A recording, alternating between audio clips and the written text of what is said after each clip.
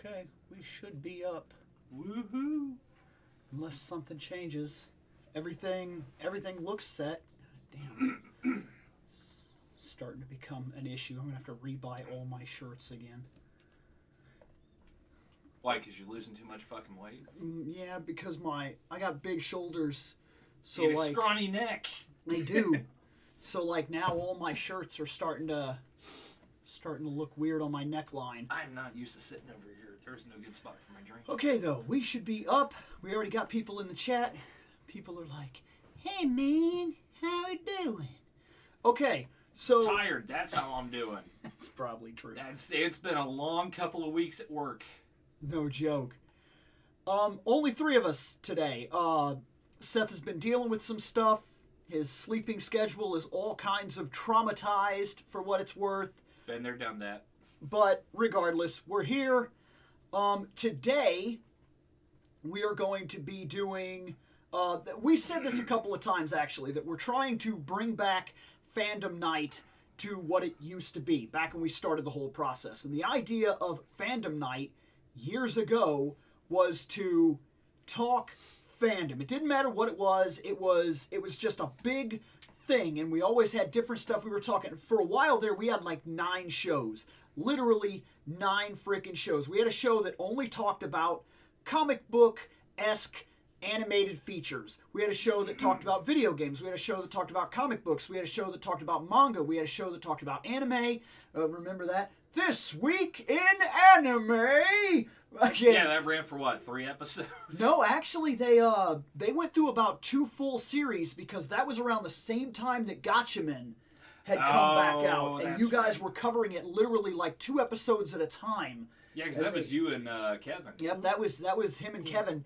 And so then, man, there was so much stuff that we used to cover. And the idea of bringing Fandom Night back is to open up the gates again and let us talk about everything and anything that we could possibly want to talk about. That was the actual idea anyways. So we're going to try to start slipping in some of these things where we can actually do that again. And we can have these shows like we used to have these shows. So they're going to open it up. And one of the things we're going to do with that is, we did this one time. On the Discord. It was on the Discord, yes.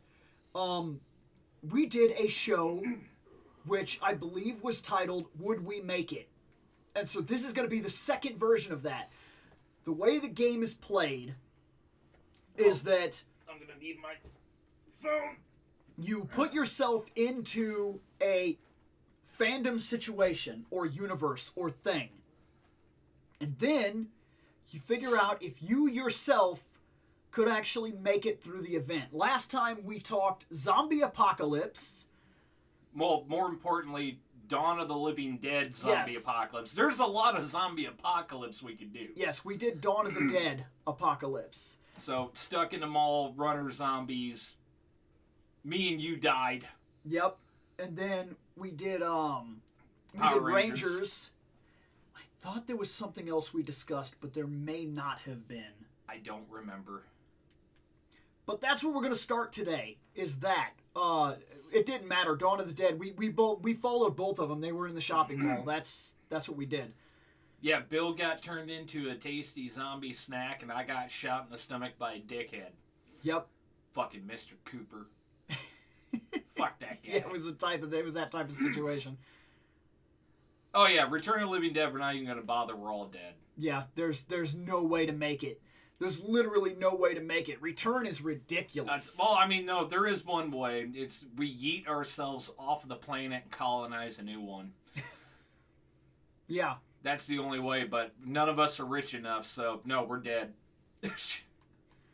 So, that's the idea for today. That's what we're going to start anyway, and then if we end up having to go to the folders or whatever, then that's what we end up having to do. ReploidBill, William Bush. Nick Bennett, Lone Paladin. Shane McCree, Proto Guy. Tired Proto Guy. Yep, sleepy guy. Do you want one of these? I got one more. It's a blue Raz. Because I'm thirsty. Which was the movie with the military base. Are you talking about The Return? Because there was a Return Part 3 that dealt with a military base. Return of the Living Dead 3. but I can't. I don't know if that's what you're exactly talking about. Oh, if you're talking about the Romero series, then yeah, I believe he's right. I think that's Day of the Dead. Yes. Mm-hmm. I mean, there was another one that. Because Day of the Dead, it takes place there's like an underground military facility or something like that. They're in a bunker. Yeah. And then you have Shaun of the Dead. No, Shaun of the Dead didn't have military. That had bunker. a pub. They had a pub. That had a pub. That was important. That was important. Pub. That was important. And to be honest, I don't know if we should do the Shaun of the Dead one because we're all dead. Because we're stuck in a pub. But then again, if we survive the one night, then somehow we domesticate all zombies on the planet, so it's alright. Yeah, I noticed they did that. I'm not sure how that worked. Who knows? They put a collar on him, obviously. That dude had a collar on at the end, remember? He was trying to bite his friend while they were playing games. He's like, He's no. like, no. Fucking sore loser. Fucking zombies can't handle it. Zombies can't handle losing at Street Fighter. Well, we've come up with a lot of ideas. Me and Bill were actually talking about one really neat one that we got to wait for Seth for. We were also going to do what class would we actually be in D&D? Yeah, that's one we want to do. And then figure out... Would we make it? Yeah, and then figure out could we even run a campaign with such a class? Like a successful, actually make it through something. So we could drop in whatever fandom, whatever situation we want to talk about, and then we can run with it. That's the way that this works. And then also... I've got my dice rolling program up for any randomness we need to do. Also, I wouldn't be opposed to throwing in the lists. Like when we were driving to we had to go down to the it was for Seth. What are we talking about? We had to go to his wedding stuff, his pre-wedding stuff. Oh, the rehearsal and shit? Yeah, we had to go down for all that stuff. When we did that, we had like a car ride where we called out all kinds of stuff. We did like these big lists and everything like that all the way down there. Yep. A little off today, if you don't notice. I'm a little off. I'll get there. I think we're all get a little off. I don't know what's going on. It's the beginning of May, but it feels like it should be September. Well, it's also pretty dismal out. Maybe it'll clear up. I don't know. Slightly gloomy. It is. Yeah, it's been sunny and hot as fuck all week. And today, nope. Today it's overcast and chilly and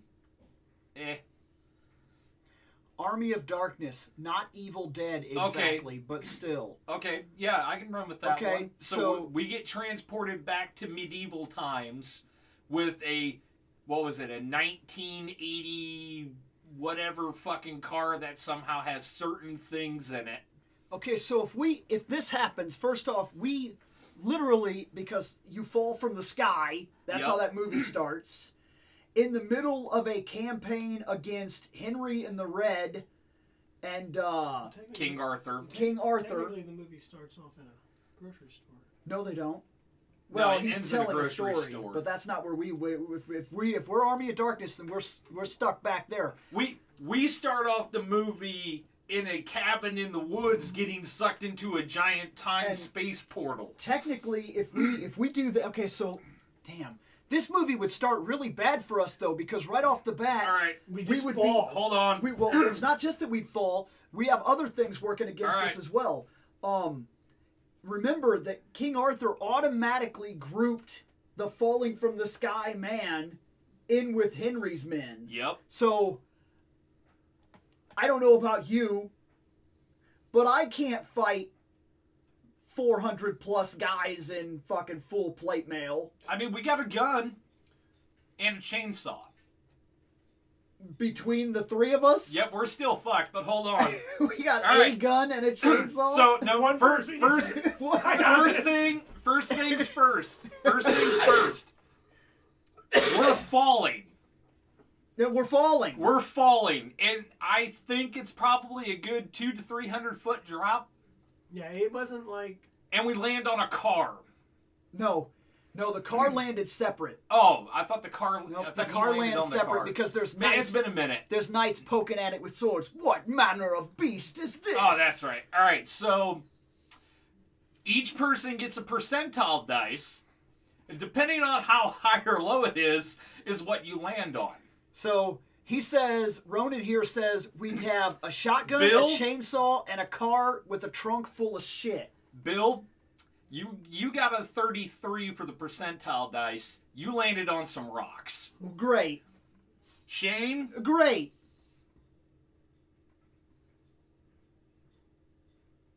Shane got an 80. He landed in some bushes. He's doing okay. I'm all right, guys. Great. Bill's like, oh, I'm gonna roll like a 1. Bill's like, my back. Somehow What on a is this percentile dice, I'm gonna roll a 1. Hey, Why does this game keep fucking me? you shut up because I got 8. I was the guy, 98. I I land on Bill. I was the guy that got 8 last time while sleeping. Actually, wait, no. 98. By the dude that didn't tell us that he was bit. 98. I land in a cart full of hay. He's fine. I'm perfect. You're mostly fine. You're slightly injured.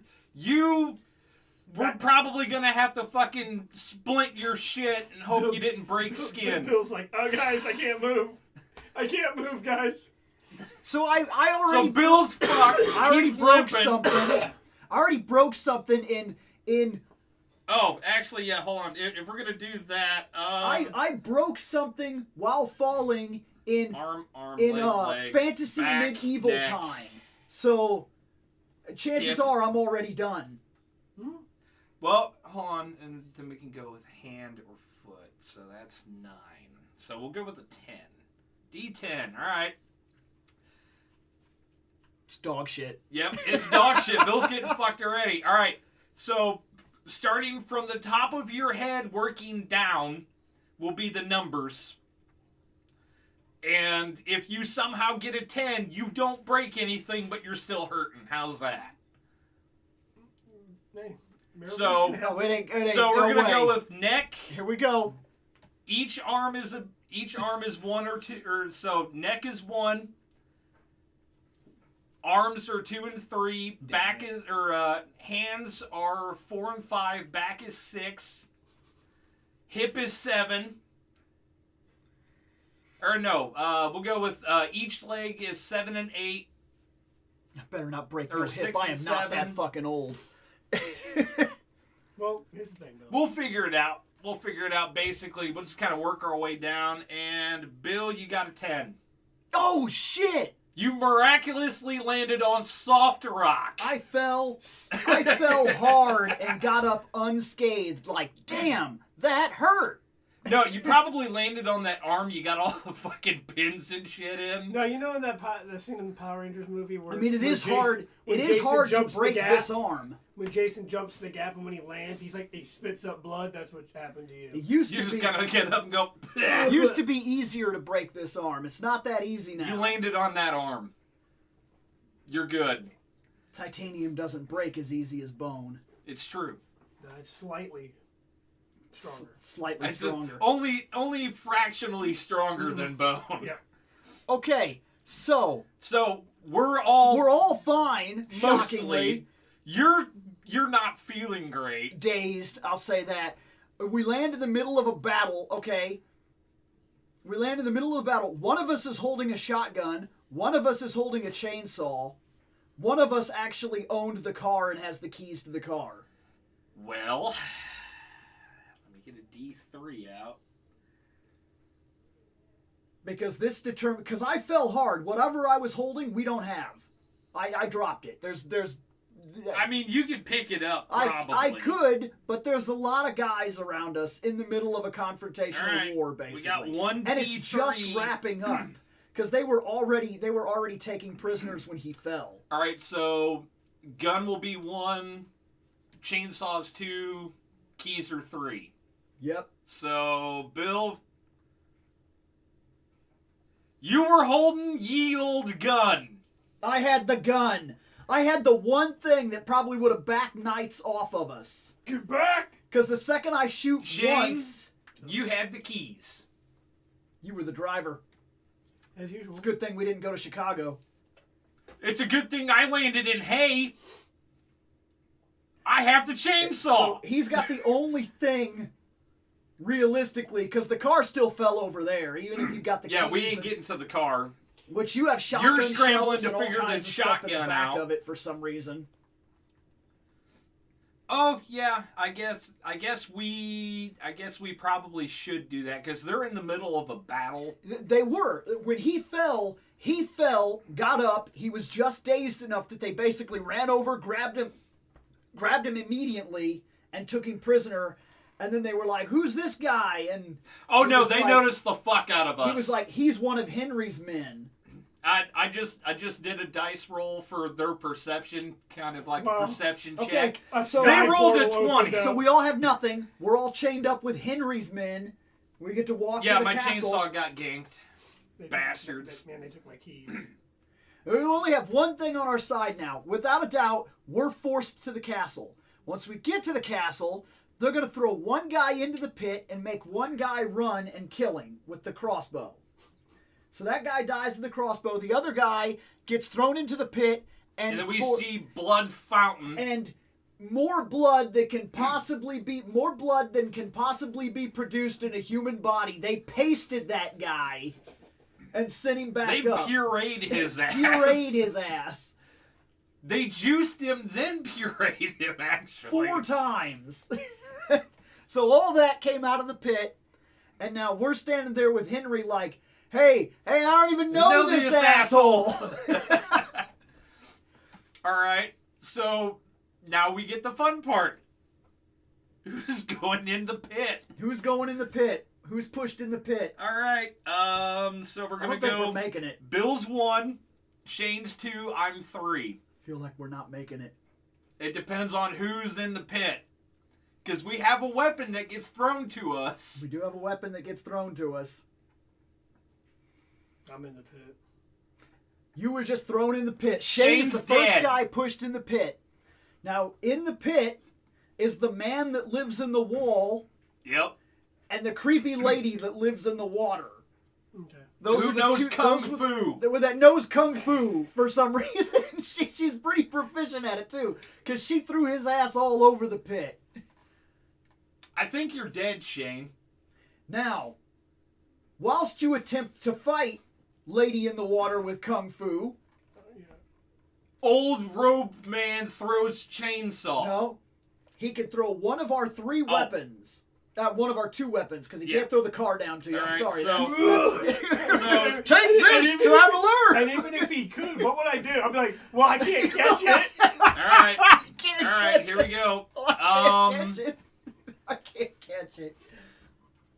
That's fucking Shane fantastic. is one of the 3 strange ones. He's just the first one in the pit.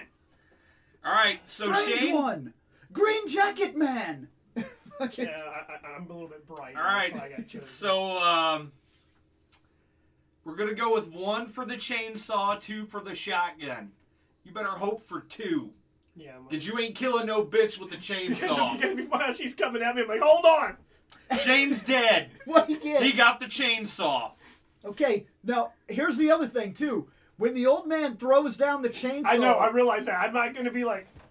Right. Fucker. Do you attempt to catch No! it? No. It's a chainsaw. Because Ash just jumps in the air and punches the chainsaw perfect. And locks it in with this fucking... Which is ridiculous. Okay, weird hand thing. Okay, listen, man. Okay, so if you step to the side, the chainsaw's now in the water. Which means it's unusable Which because means- now it's wet. Luckily, it's unusable now. I can... So you have an unusable, wet chainsaw in the water while a Kung Fu At least the other... deadite lady Yeah. is beating up on you. I have bad news. We just lost Shane. I think you died. Shane got... If that's what you Shane's feel like, that's fine. fucking fountain of blood. Damn it. Well, that's fine. Well, that's Well, Fountain Bill- 2. Well, I'm out of this. You're out of this Yep, one. you're out. Shit, we ain't even made it through the first 5 minutes of the movie. Whoever gets thrown in there, there's a useless chainsaw already in there. Fuck. Well, Nick, you can enjoy the useless... I get thrown in the pit, but thankfully there's a shotgun that's coming my way, I'm hoping. Right. The old man's like, no, you only get one. The dude is like, well, that last weapon didn't seem to be. I'll try the other one. Yes. Fucking doink!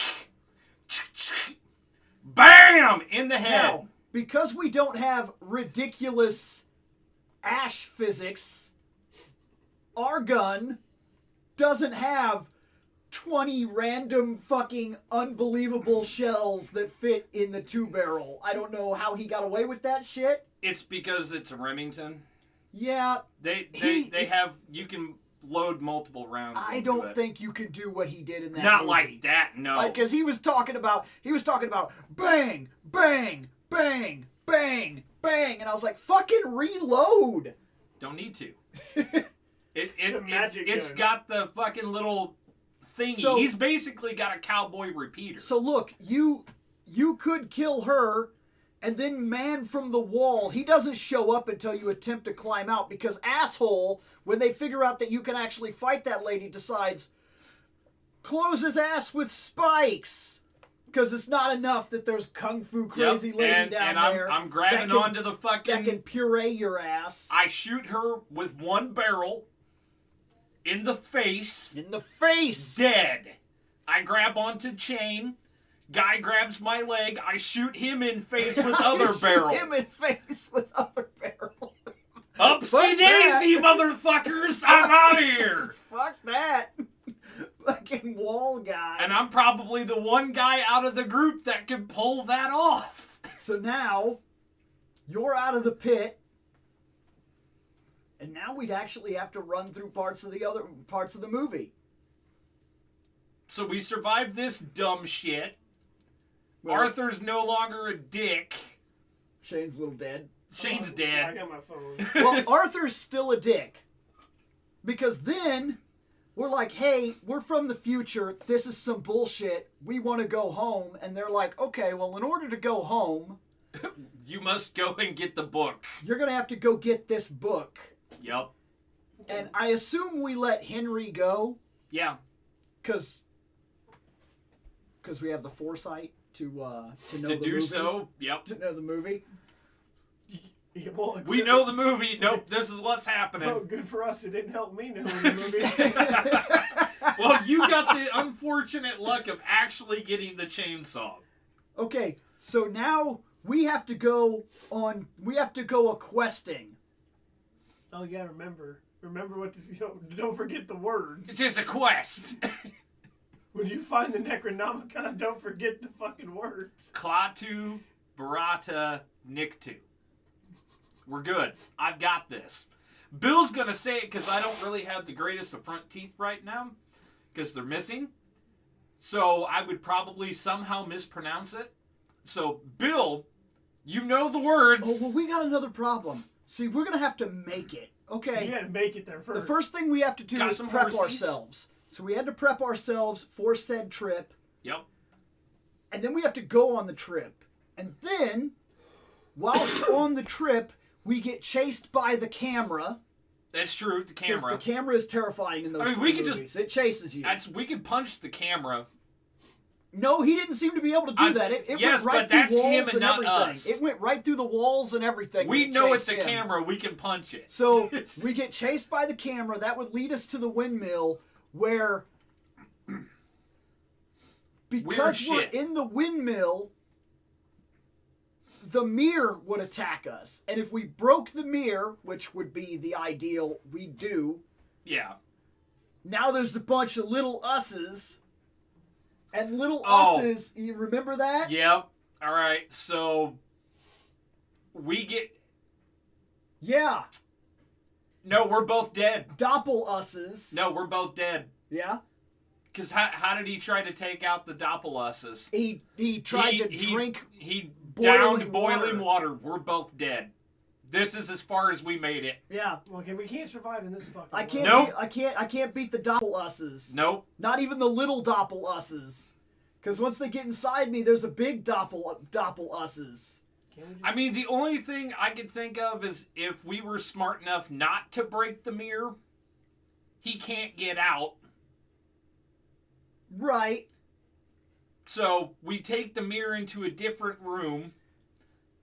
I have a feeling our reaction would be like his, though. Yeah, we'd get pissed off. I have a feeling we'd break the mirror.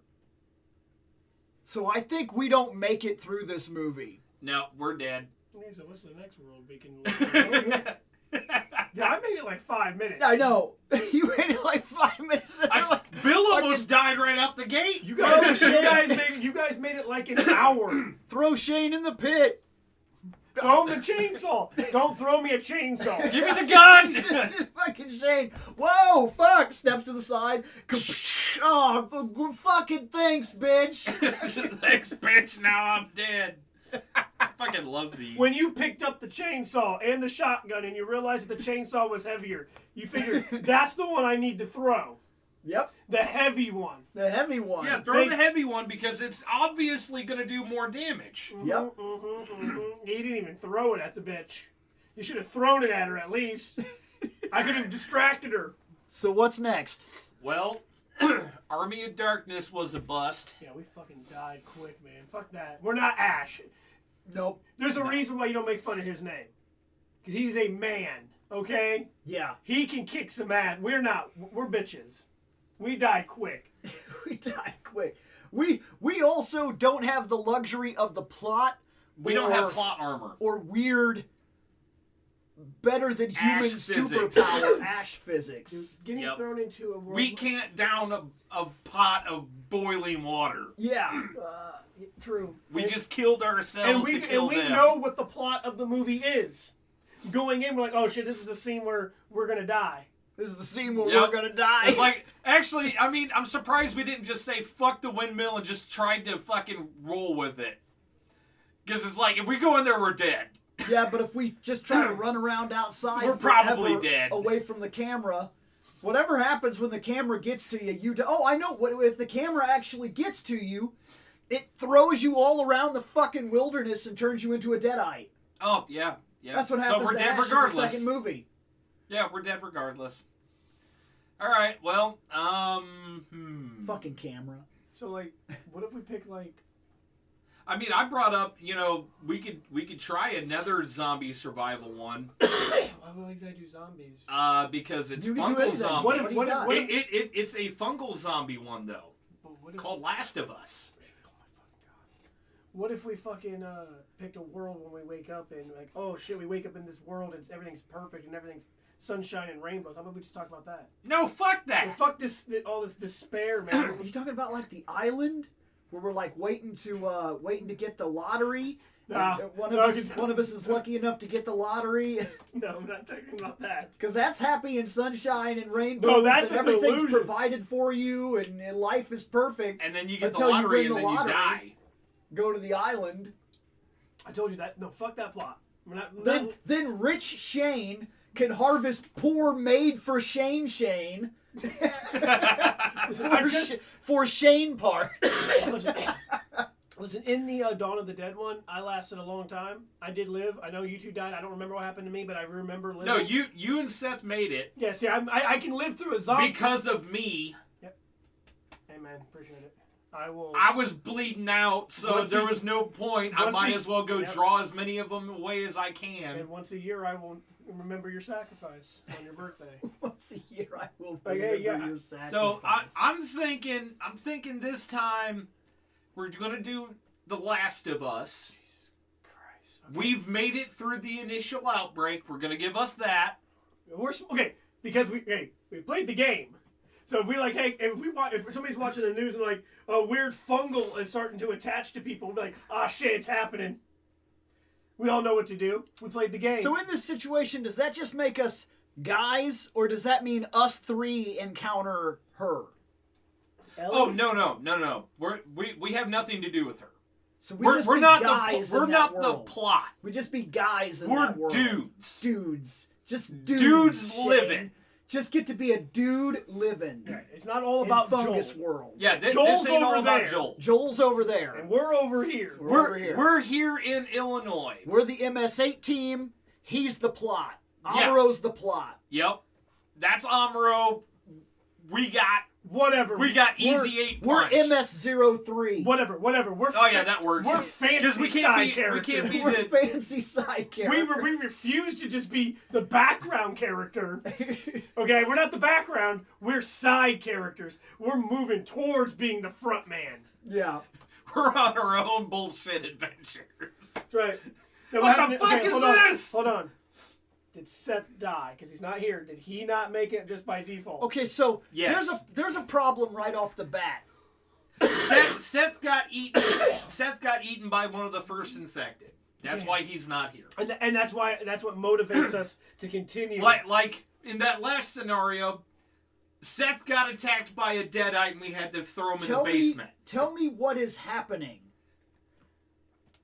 Okay, if you want All to right. Unlike you, Okay, so with the powers of foresight, You didn't. I never bothered to play the game Okay. or watch the so show. the start of the game. Why? Because I bought a PlayStation 3 and it came out of the box broken with the game. Oh yeah. And that was my fourth fucking PS3, and I said, I'm never doing this again. So And I've never bought All a right. PS3 the since. start of the game, you play as his daughter, right? So she wakes up. She wakes Well, up. what's happening? I don't need the plot. Well, what's happening is that all of us there is a fungal. fungus There's fungus. that infects people. All right, you know the zombie funguses for like Yes. ants. basically That's that. happening to people. That's happening to people. Turning Okay. them into like weird Fungal clicky- zombies. fungal zombies, and Fungal clicking zombies. zombies. So there's multiple different versions. There's normal shamble dudes. There's clickers. they're the dangerous ones. Clickers are the ones that will kill you real fucking They quick. can't see you. They can't see They you, but they have hear you. insane hearing. Okay. You gotta be And super if quiet. they hear anything, they're on it like flies on shit. Okay. And they're like, And- they're like And they if make you they make a don't clicking noise. survive melee combat There's these big ass You're fat guys. dead. And I survived the initial onslaught of these things. because you're with us. Yeah, we know the plot.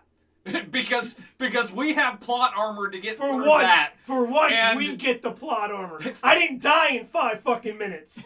We get plot armor, and by association, you too get plot armor. Seth lived too far away Couldn't make to it get through. plot armor. Yeah. Okay, so what are we doing then?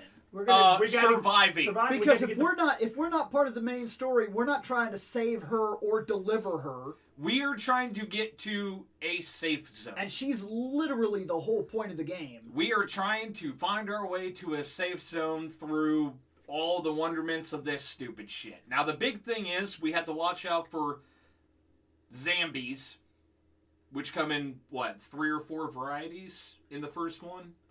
So you got normal shamblers, you got the clickers, you got the big fat dudes. They're dangerous. They shoot globs of death. Yeah. And then, what was the other one? Oh, I'm trying to remember. We also have to look out for people. Yep. I imagine, right? Initially, We have to watch out for people, and Initially- we also have to watch out for any areas that are heavy in spores.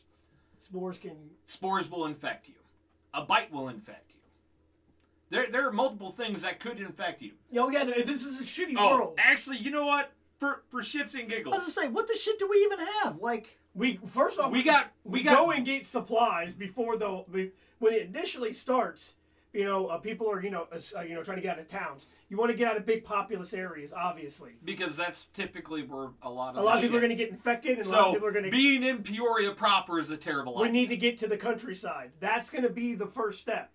We got to figure out a game plan. We got to get out of town. We're going to assume we were able to make it to like the army surplus store in Pekin. okay. Nobody else thought about going there. Everyone Everyone's else was paying. like Walmart and fucking Dick's Sporting Goods Gotta and get fucking toilet that paper. stuff. For reasons. I We're just look gonna- at you we're just guys gonna put saying, that in- if you even think we're going there, you're fucking No, retarded. We're just going gonna say there. you're rolling the dice on this one. You're gonna say for reasons, because I promise you we wouldn't have been the only ones. We'd have been literally in a firefight in that area over the firing power of that area. Oh yeah, I mean, As realistically, if this situation happened and people knew that it was time to stock up or die, I'm going to tell you the first thing that would happen it wouldn't be the zombies or the spores or things like that It'd be killing people. everybody. It would be people that would bogart an area like Walmart, want the guns, and then anybody else coming for the guns would literally have to fight for the guns, and you literally a perpetual area. Walmarts and things of that nature, anything that carried weapons would literally become people war zones. Yep. That then, because people war zone is happening, would attract the problem that everybody's trying to fight against. That's why in this Which is why I said the Army zombie- surplus the store, because they actual- don't usually sell weapons. There's actual- only like the equipment. The zombie survival guide specifically tells you do not go for a weapon and do not go to any form of authoritative area. Yep. Don't go to a school, don't go to a hospital, don't go to a police station, don't go to a fire station, don't go to anything where people normally go. Don't do it. Because chances are these are heavy areas where people are going to go for safety, and that's where infection will spread, because it only takes 1 to become 2 to become 4 to become so and so. Yep. And so But they tell Army you don't surplus do it. store, that'll give us MREs, that'll give us rucksacks, that'll give us ponchos, which we can turn into small tents.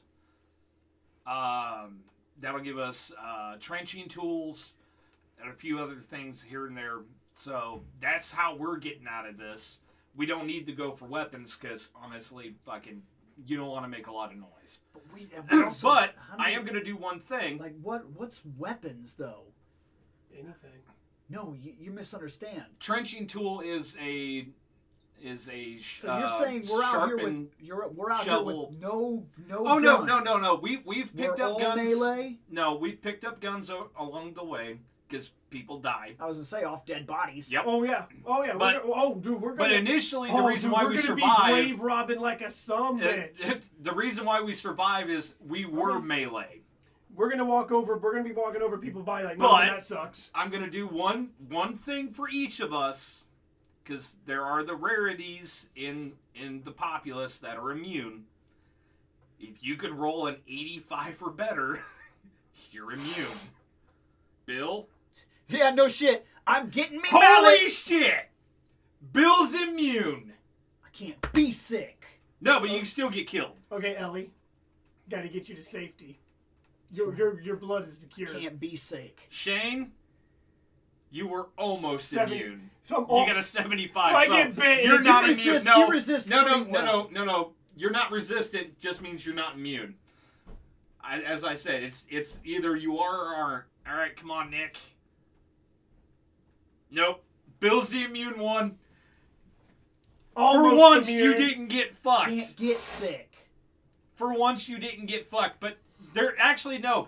Bill, what on the you- other hand, you are more fucked because now if we have to go into a spore area, you're the only one that can go in there. 'Cause you can't be So you infected. have no So, backup. And by the way, most of the time you go into a spore area, there's a bunch of those assholes down there, or in that building, or Including clickers. which means you're gonna be like, oh god. So hope And then you've me and been Nick- working me and on Nick- your stealth, Me bud. and Nick are gonna be outside like, have fun. I'll keep guard out here, Bill. You go in there and I mean, I'll make a ruckus outside. That's fine. while we were taking off running. That way you could fucking. So our job is to make it to fucking safe. We'll say they finally were able to set up a safe zone in St. Louis. Okay. We have to go on foot. Right. Yeah, cars and stuff. That would be a terrible. I mean, idea. well, they'd be the roads would all be the roads are fucking jammed. fucked. We're just gonna say all the roads are fucked. We have to make it from where we are. So then, To real question, St. real Louis. quick. Real question. I understand cars, motors, things like that you want to avoid. Why don't we just get some fucking pedal bikes and move? We can't. Oh god, easily that can be done. They're gonna be No, all over the we place. can. We can use those, and that'll increase our It'll, movement probably by fourfold for a day, well, yeah, you can get- as long as we're not going up a hill. it'd probably take us a day. I mean, if you No, it'd take longer than a day for us to get to fucking St. well, it Louis. depends on how much you're pedaling. But honestly, And if you're talking Shane, like it is about what 300 plus miles to St. Louis it's about ish. it's a 2.5 hour drive, so it's about fuck, dude. I think about 200 something miles. Yeah, we're gonna say 300 miles. Typically, marching, if you march at a swift pace for at least 8 hours, you're making probably about 20 to 30 miles. You're making this more complicated than it is. Your phone will tell you right now what it actually takes to make it there on foot. Oh. Yeah, I didn't even Just think go to about maps. that. All right, we'll Just- go to maps. You can go to. I think you can go to maps, and you can literally tell it that you're walking somewhere, Okay. and it'll be like, "Are you out of your fucking mind?"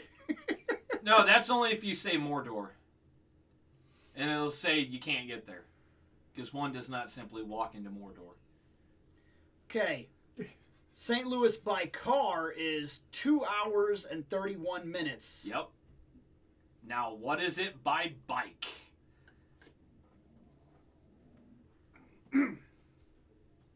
And if it ends up being too close, maybe we need to pick a different city.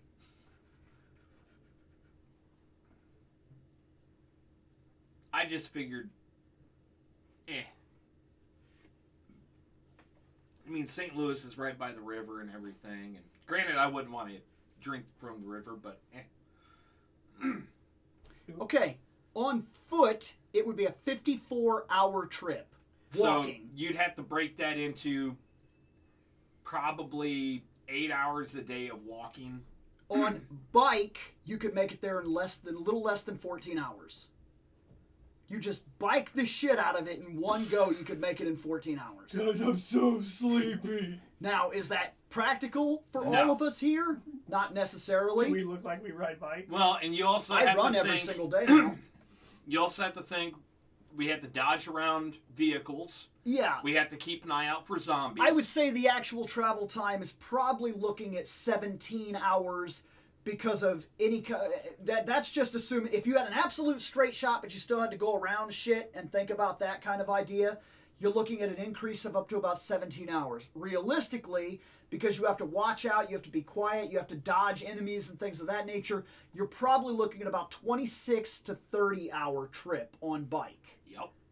So we're just going to say it'll take us 5 days to get there if we can get close to a normal work day worth of riding. But we also have to stop to eat, stop to find a safe place to sleep. And poop. Now, you better fucking drop your pants and take a shit while you're riding that bike, Shane. That's pretty fucking gross. We ain't stopping. What happens if it hits the fucking wheel and well, it splatters? Oh well. Fucking gross. Ain't got time for you to poop, Shane. Oh my god. Fucking zammies. They're not chasing us. We can take us. We can stop for a It's moment. fucking ridiculous. All we have to do is just do this. Ready? Ready? We good? If a bear shits in the wood, does it make a sound? Oh, a clicker's definitely going to make a sound if it comes up at us. They always make noises. Well, see, here's And then, here's like you the said, thing. It's you got to watch for out for viewers, things like road It's road because raiders. we're not doing Sentai stuff. Yeah, we're not That's doing why. Sentai tonight. That's literally it. They saw we weren't doing Sentai or Riders, and they yeeted themselves out of here. Yeah, that's gonna happen from time to time with the streams. Yep. But yeah, If nobody wants to watch us, that's fine. They're No. lost. This is interesting. but okay, Yeah, so this is fun. so you're. I'm not. Aside from getting hit by people, which I honestly find more dangerous than the, than the things you're talking about. initially it will be. Because people are Well, Predictable. here's- we no, have no, here's the another thing. problem. If they find out you're it's just immune. like the whole Walking Dead thing. The most dangerous thing in the Walking Dead series are people. Yeah. And there's a reason for that because they actually would be. People would turn on neighbor. That's the thing that would worry me more Yep. than anything else in a world like that is running into people. And as the fungal spread, more and more people turning, we're going to see less and less people as we continue. Now, depending on where, because like I said, in those games, there are like safe zones that you live. Yeah. Like like safe areas that have military always at the fucking gate, and there are other settlements outside of major cities that are surviving off of people because, well, this is America, and every other person got a gun. So let's be real. We have at least one Bert living around here. It's fine. Tremors be damned. So that also made a lot of people say, well, that's a good thing. It's not a good thing because in the initial beginning, people panic. Oh yeah. We got to get the fuck out of here. And I would tell you the countryside obviously is going to be your safest bet. Less people.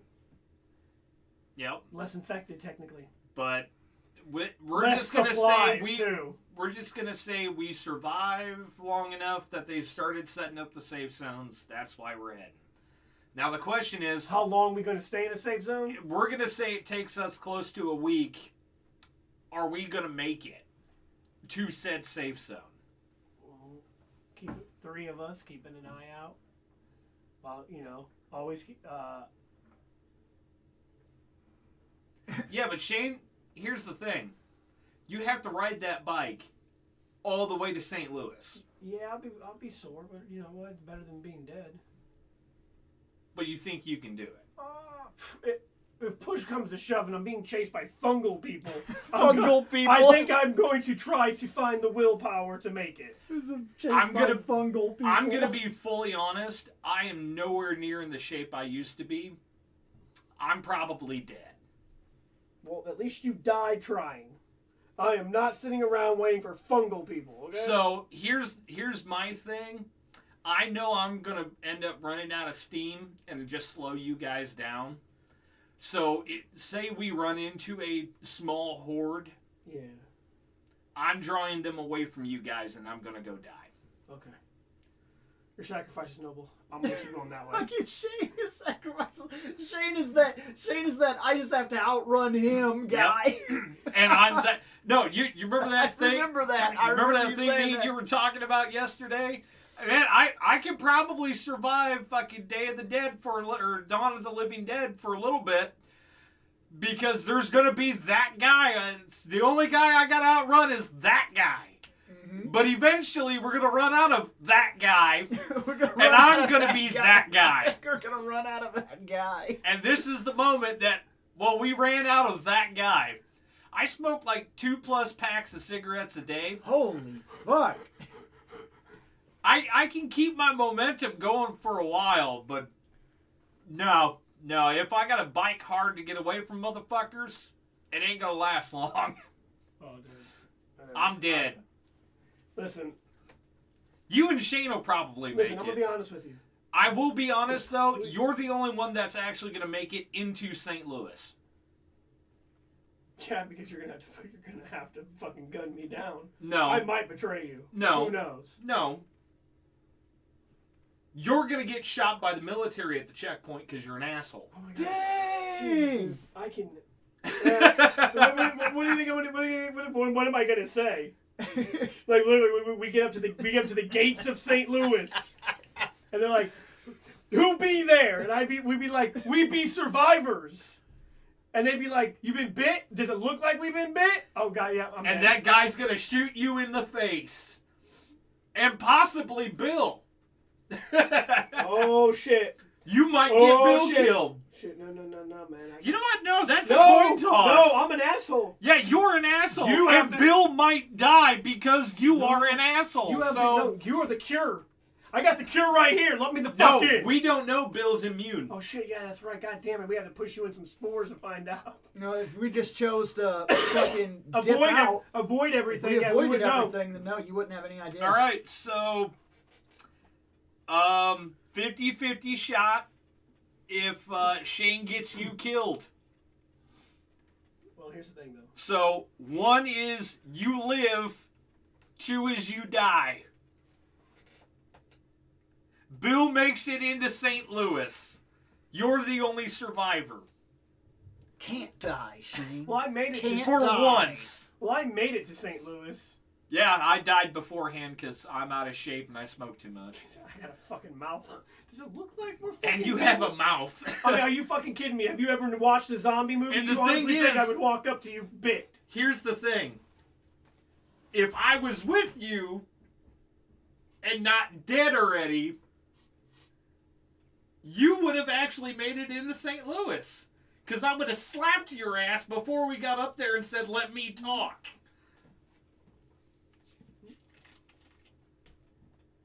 Well, Bill. You got us killed. Well, Bill, congratulations. What do you do now?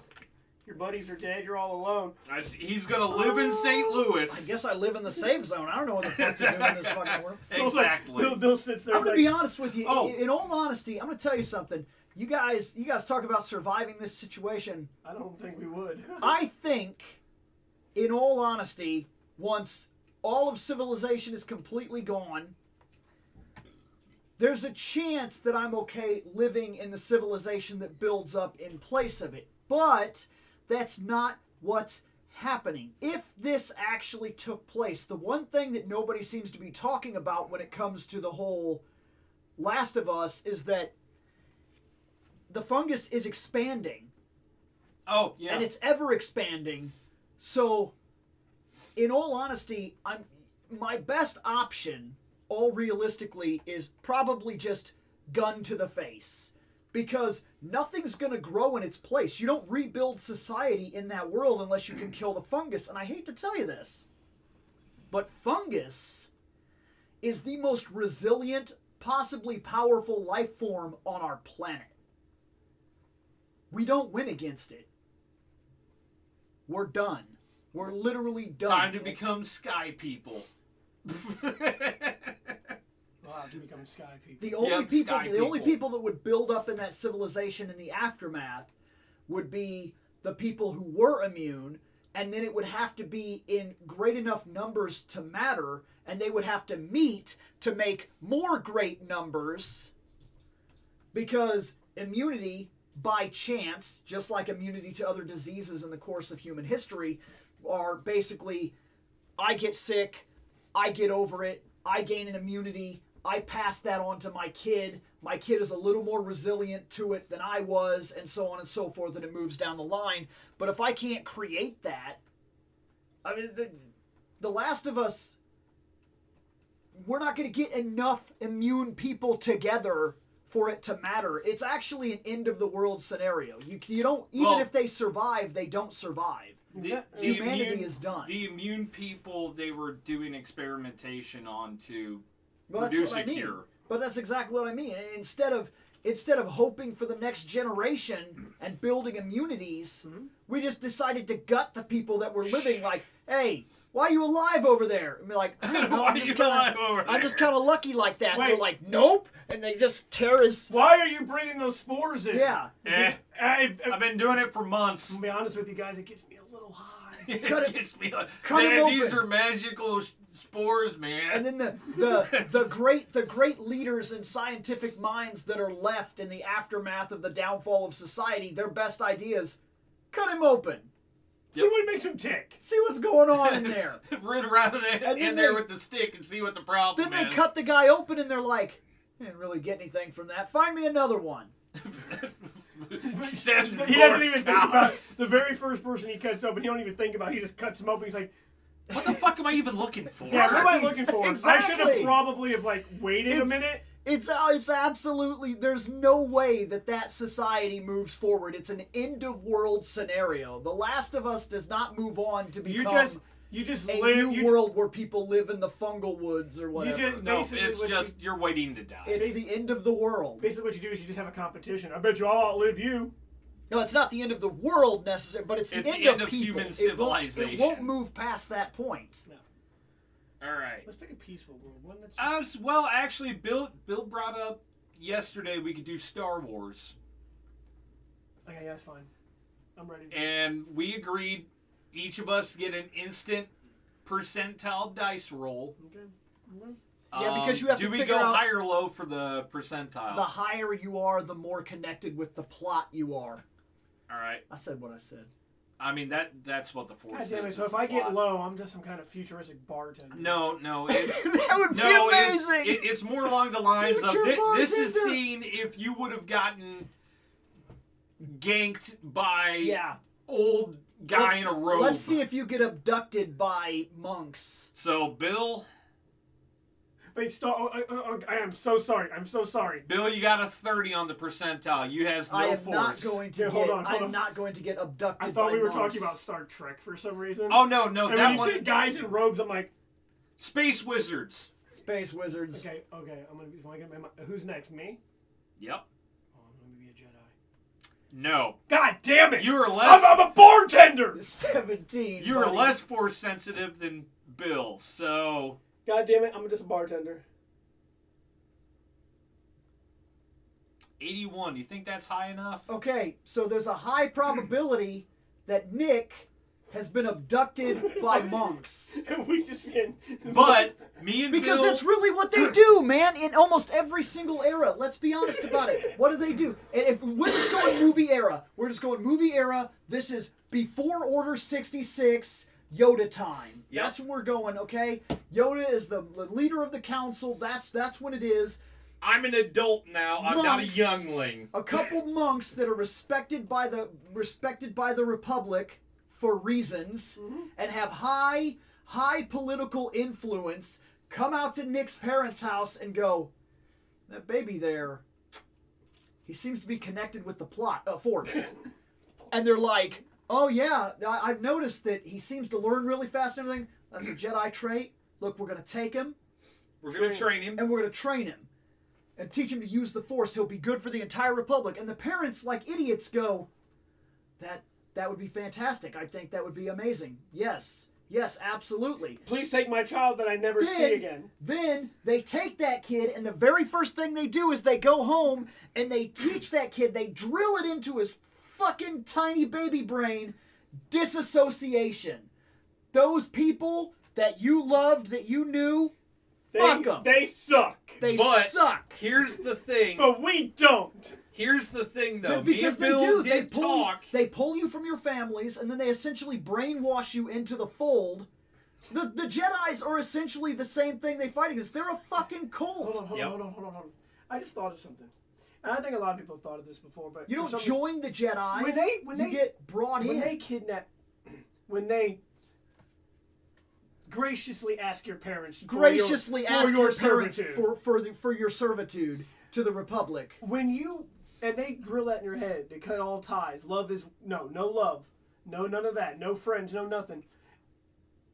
Because that's the era we're living in, aren't regardless of anything else that anybody wants to say. But Because here's sometimes the- the chat now, can explode Here's about the this. hypocrisy. We're talking about early, original prequel movie Jedis. Now- That's the civilization Now, we're living in. Here is the hypocrisy.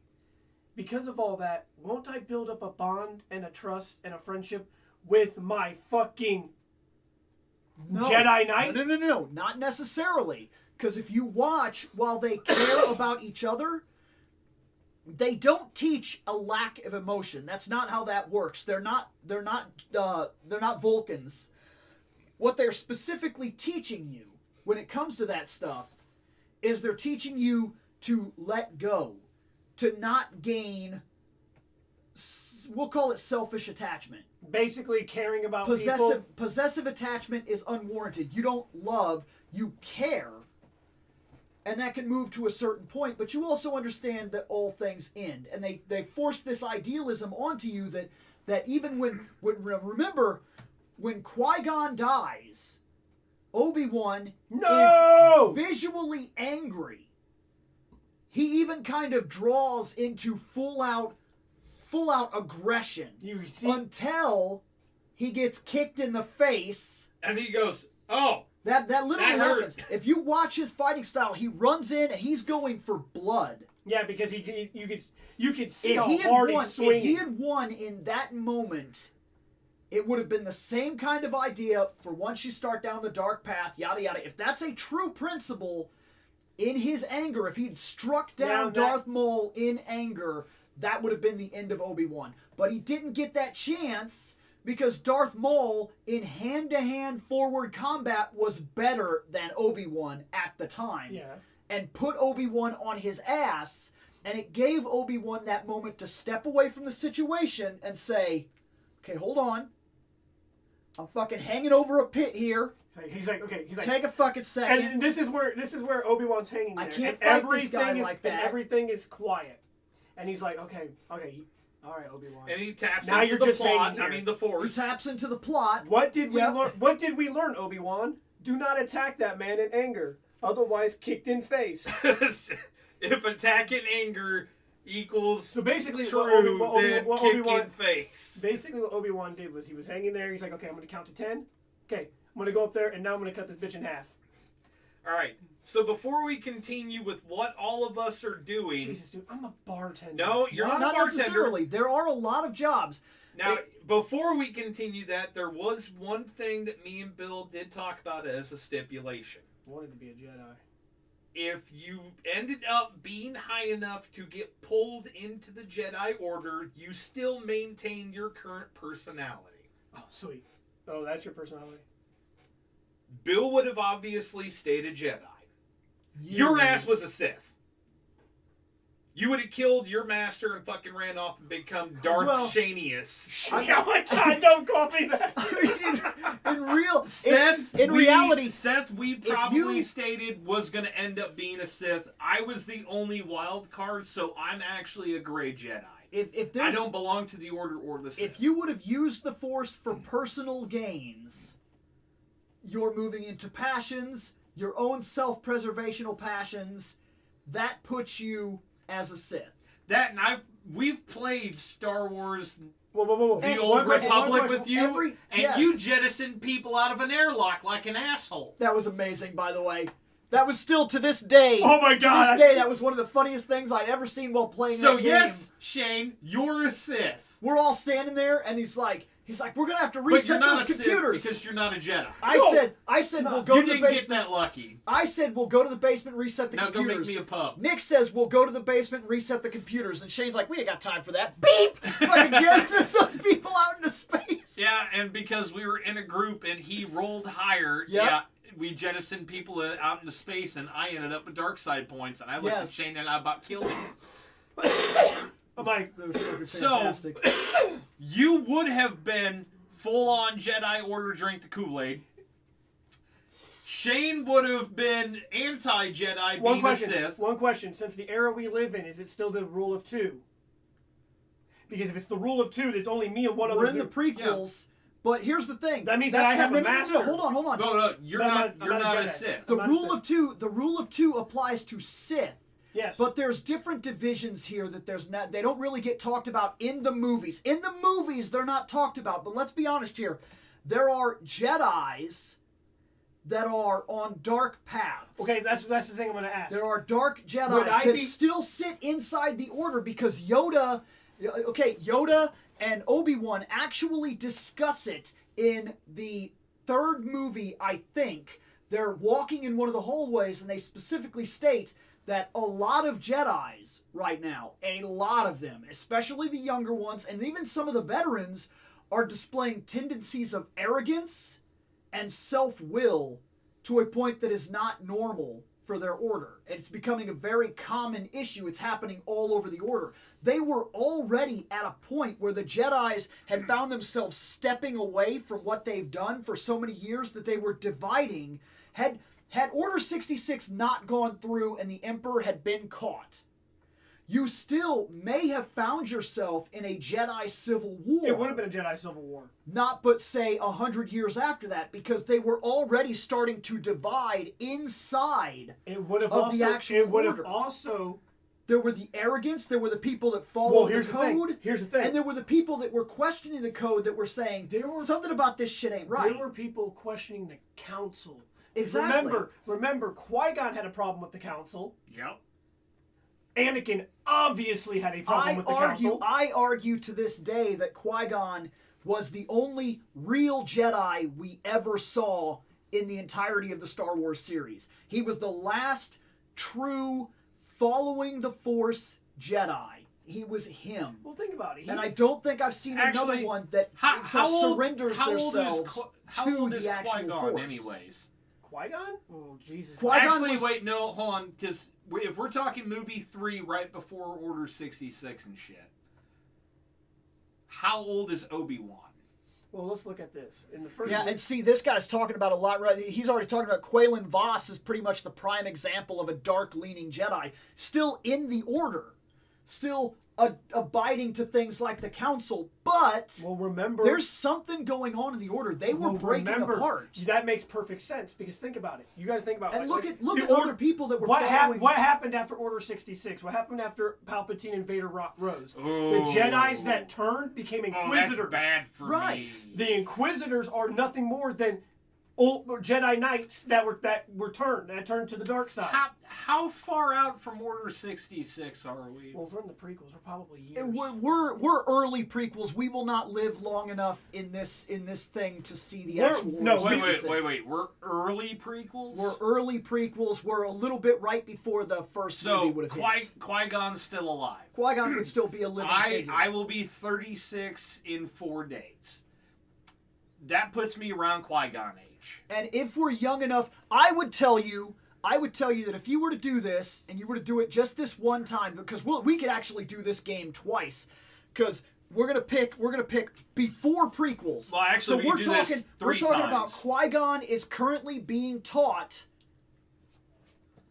by Count Dooku. which I think his name is Okay, still so Dooku. I'm older Because than he doesn't Qui-Gon. Dooku. actually take a Sith name.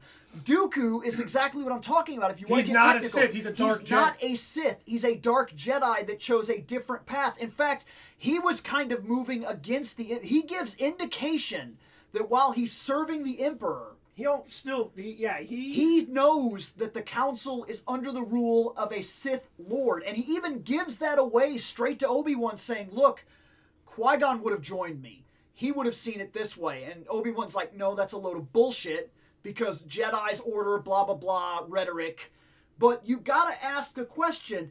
If Qui-Gon had followed the Force, maybe he'd have done it differently. But something in the Force would have probably told Qui-Gon that the road that we are on is not right. I think he would have been against the war. I think what would have happened with Qui-Gon is he would go from counselor, like he was, to gray Jedi. Oh, Gray, yeah. I'm gonna put. I Gray- know I'm that's gonna a, put I know Gray- that's a fan term. In terms of the movies, that's not a thing. There is no gray Jedi. It's never been a thing. But you do fall into dark Jedi and Jedi who follow the code, which essentially they refer to as light Jedi. Well, it's just an idea. It's just a. Also, to be a Sith. I would be the Jedi that looked and saw both sides And of the yes, spectrum and Mace said, Windu. nah. He's right. Mace Windu may very well fall in line to being a dark Jedi. He was an aggressive Jedi, which is not their way. His style of fighting was aggressive. Well, but it's not just that. He's the very same guy that you see. He makes extreme, decisive decisions, and he puts his will into it. He says, this is what we're doing. And then everybody's like, well, I don't know about that. Well, I fucking do. Well, basically, here's what happens. This is basically what's happening. He doesn't even think about all the times that stuff happened. He doesn't commemorate and talk to any. I want you to keep this in mind. I want you to really look at this. All the times that people stood in the council and talked about important shit, who did Mace talk with? Yoda. Did he talk with the council? Yoda. No. He only talked to the Grand only Master. person that he actually respected. The only person he respected and would take an order from was the Grand Master. Was the Grand Master Yoda. And Everybody, that is it. Now, everybody knows that Mace was literally second in command of the entire fucking council. Yeah. If Yoda would have stepped down, Windu would have been the Grand Master. Except he got thrown out of a window. Yes. Now, And he's the only guy in Jedi history in the entirety of Star Wars to die by falling down. Yep. He's Now, it. Yeah. He's the only one. Now, with that... Because he hasn't come back. Nope. He died by falling down. And he's the only fucking one that ever did that. Now, we look at this. Now, let's... You're a Jedi. Well, you got taken by the robed men. Yeah, no, I did, He went off to live with robed men. but I eventually, like I said, we keep our current personalities. Okay, I'm going to be honest with So you. I've left the council.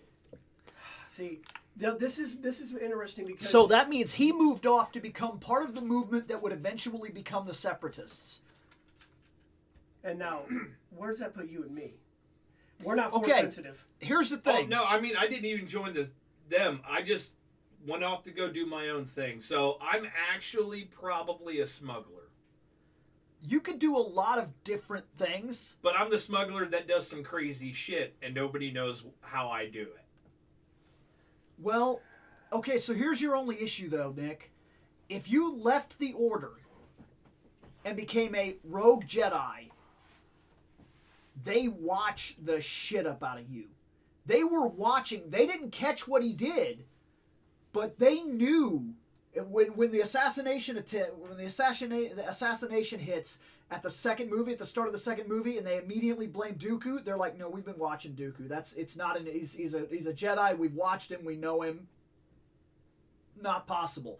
Now he was able to slip that under the radar, but he also had the benefit of having a most powerful Sith Lord in history darken the Force and cloud it so that they couldn't see things coming. Now, in our time, that's not a thing, and a rogue Jedi would have been watched like a hawk, so the second he steps out of line, They'd put you down. they'd put you down. Yeah, but I would have been doing everything in my power to, quote, stay under the radar, so to speak. Basically, Yeah, using but- his abilities to help people. Yeah, But I'd be never staying- going through like blockades and stuff to deliver medical supplies. Basically, never staying in one place too long. Basically, he's like a nomad Jedi. Yeah, the no. He's like, he literally is just going from place to place. He helps people with his powers. I do what I feel is right. He doesn't even have his light. He doesn't even have a lightsaber. Oh no, I still got my lightsaber. I just don't openly carry it. I have it hidden on my person at all times. Yeah, he's like, hey guys, if I need. But to I'm not bust it walking out. around in fucking robes. He's like, I am a Jedi, obviously. No, he's like wearing normal clothes and shit. Yeah. I'm like if Han Solo was an ex-Jedi, but He's not as easy- charismatic. He's easy to figure out. You and me have the actual problem. Is where do you What- go? what do you do? You have an entire universe at your disposal, and with the skill set that you have, now here's one you're not gonna like, Shane. Do you work for an intergalactic shipping company? Jeez, fuck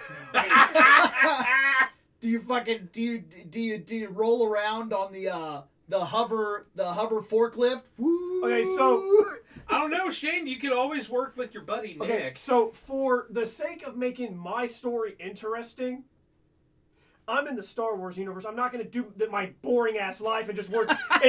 But instead of But working, you're not a main character, Shane. But instead of working at Caterpillar, I work for Space Cat. Space Right. Cat. Space Cat. So you know what? Fuck it. No, whatever. I know about the if I know about the Star Wars universe.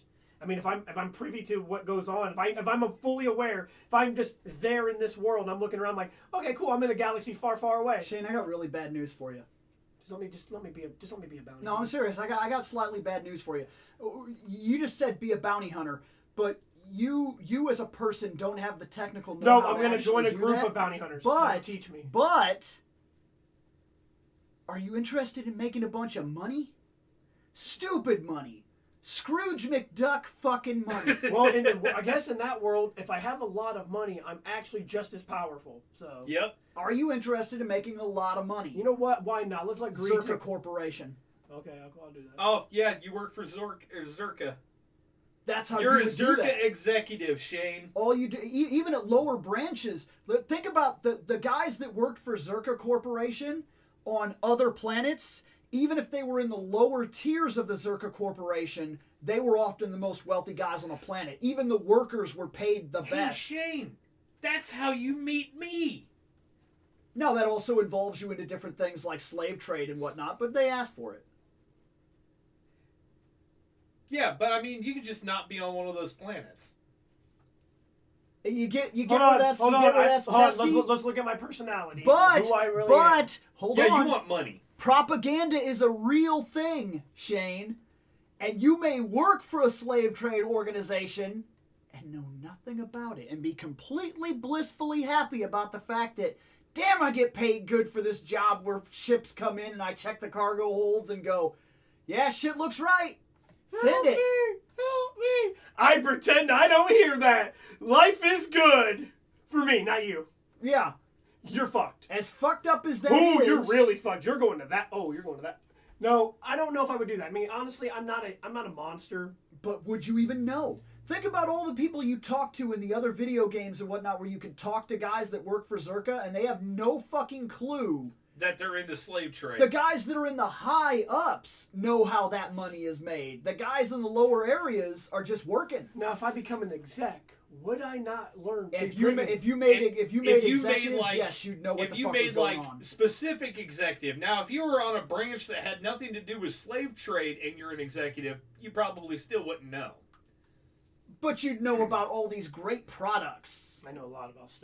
that make the world such a better place, and you know about And all the you circuit like trade making routes. money, so man, it's unfortunate that some of this cargo disappeared. Hey, my buddy Nick, I've got some products for you. You know, just give me a cut of what you sell it for. So that's how me and Shane know And each other. strangely enough, the Zerka Corporation actually incentivizes you to do that kind of shit, to purposely undercut them and work under the table, because it gives them ways to trap you later on when they're like, oh, so we notice recently that some of your cargoes have been coming up missing. Yes. And so we tracked that down. We figured out what's been going on, and we know that you did this, and this. You're absolutely right. Here's the thing: we're not mad about it. In fact, we're interested if you do that for us directly. Well, now we're shady. I'm just asking you to keep doing what you're doing, Oh, I can. because you do it really well. Oh, I planned on it. I Because mean, you were fooling us. Oh, that's very much, and I'm not worried about you guys. Oh man, Secretly not knowing that I have a Jedi or a man with the Force that could just make you go the fuck away. you don't know I've got the Force No, but unless true, I've but- told you. I'm just Or we're saying. friends. I'm sure you might have told me. There's a chance that if you were interested in money, you would end up working for the Zerka Corporation. Okay, cool. Now, 'Cause Bill, where that's are you money, at? That's where Shane- money lives. Shane is a Zerka Corp guy. We'll say not quite the outer rim, but not the inner rim. I'm in the mid rim. We're out like the middle zone. Not the fucking space boonies, but we're not in Space Tropolis, all right? Gotcha. We're like in, I don't know what a good space joke for that one is. I had something and then it died. Shane, I'll be honest with you. I have no literal clue, because I wouldn't have the skills I wouldn't have the skills or desire to want to go into something like bounty hunting. I'm not interested in smuggling, because I'm not interested in getting arrested by fucking the Republic and spending my life in a Republic penitentiary. I'll be honest with you. I'm probably that boring guy. Bill's a DJ at a cantina. It's possible. Bill's the DJ at our favorite cantina. Bam! That's how we meet. You know what? Fuck it. Depending on how young I am, You're your age. because for a while I would have worked with Twi'leks. And you still might. Yeah. Because I worked with, for a while. Yeah. Yeah.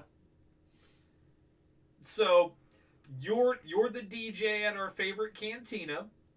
Shane Strip is my club. Shane is my yeah. Zerkatech fucking guy. Bring us your best shit. This is basically infinite. And the thing Basically is, infinite. yeah, basically. And the thing is, I'm a hidden Jedi. Yep.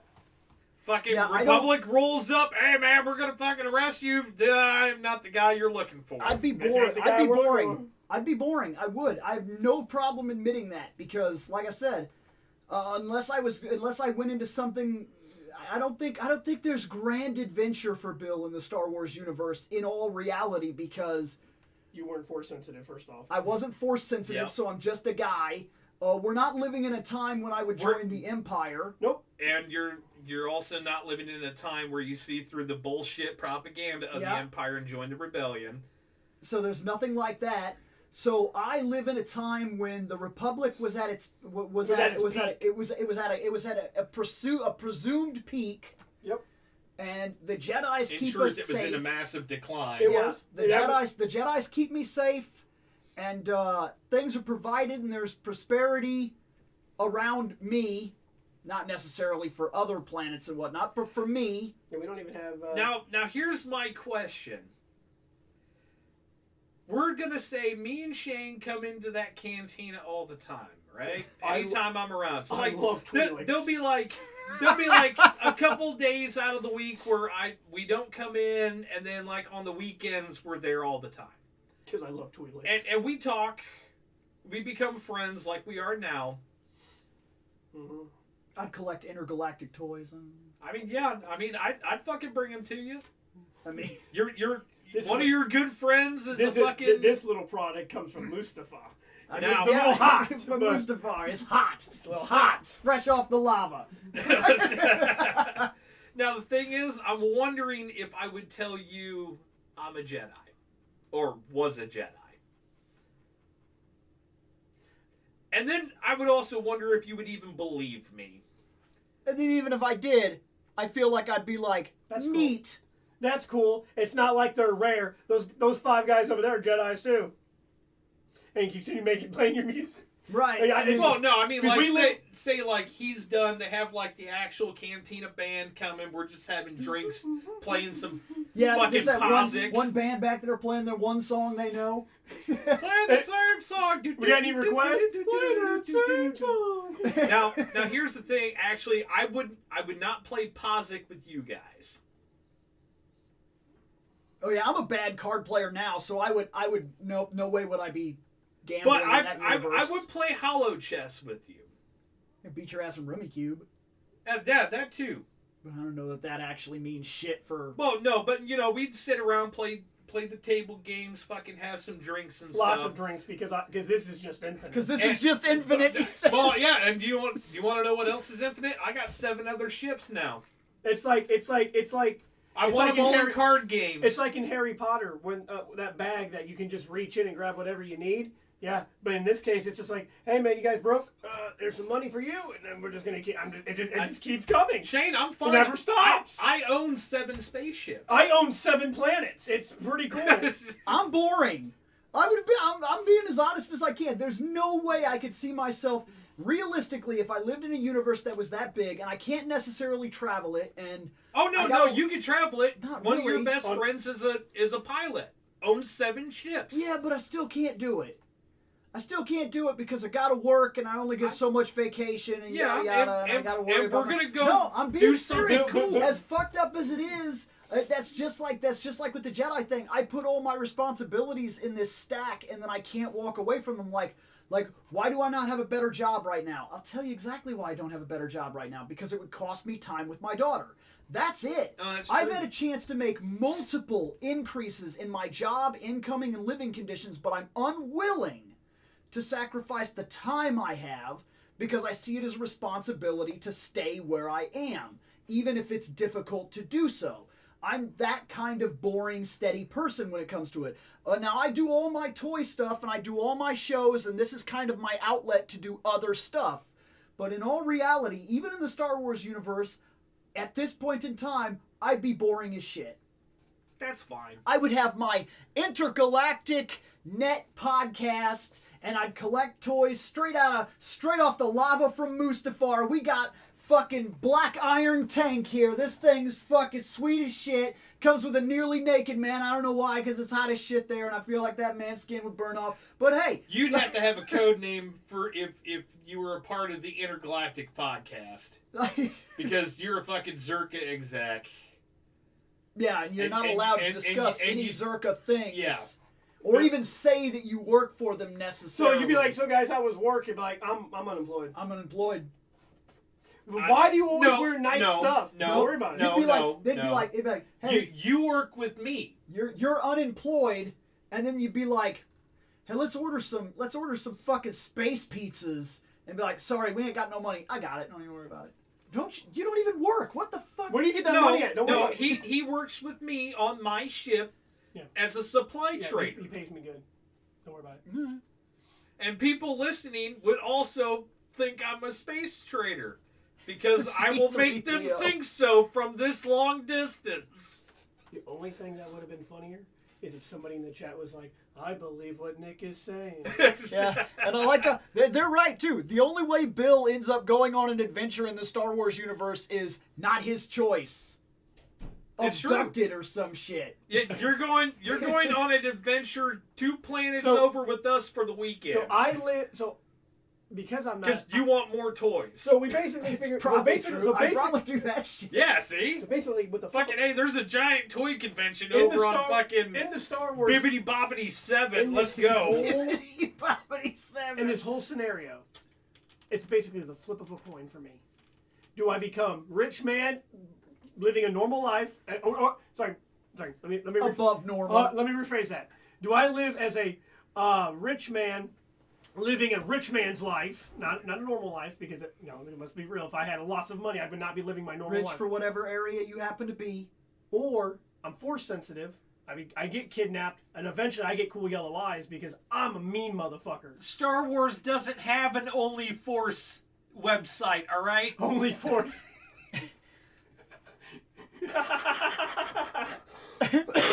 Plus, joke's on you. Why would I pay for it? I would have been a Jedi consular when I was still there, which means I probably have that, I don't know, force power of clairvoyance. What are you doing? Don't ask. Hold on. Fucking Nice.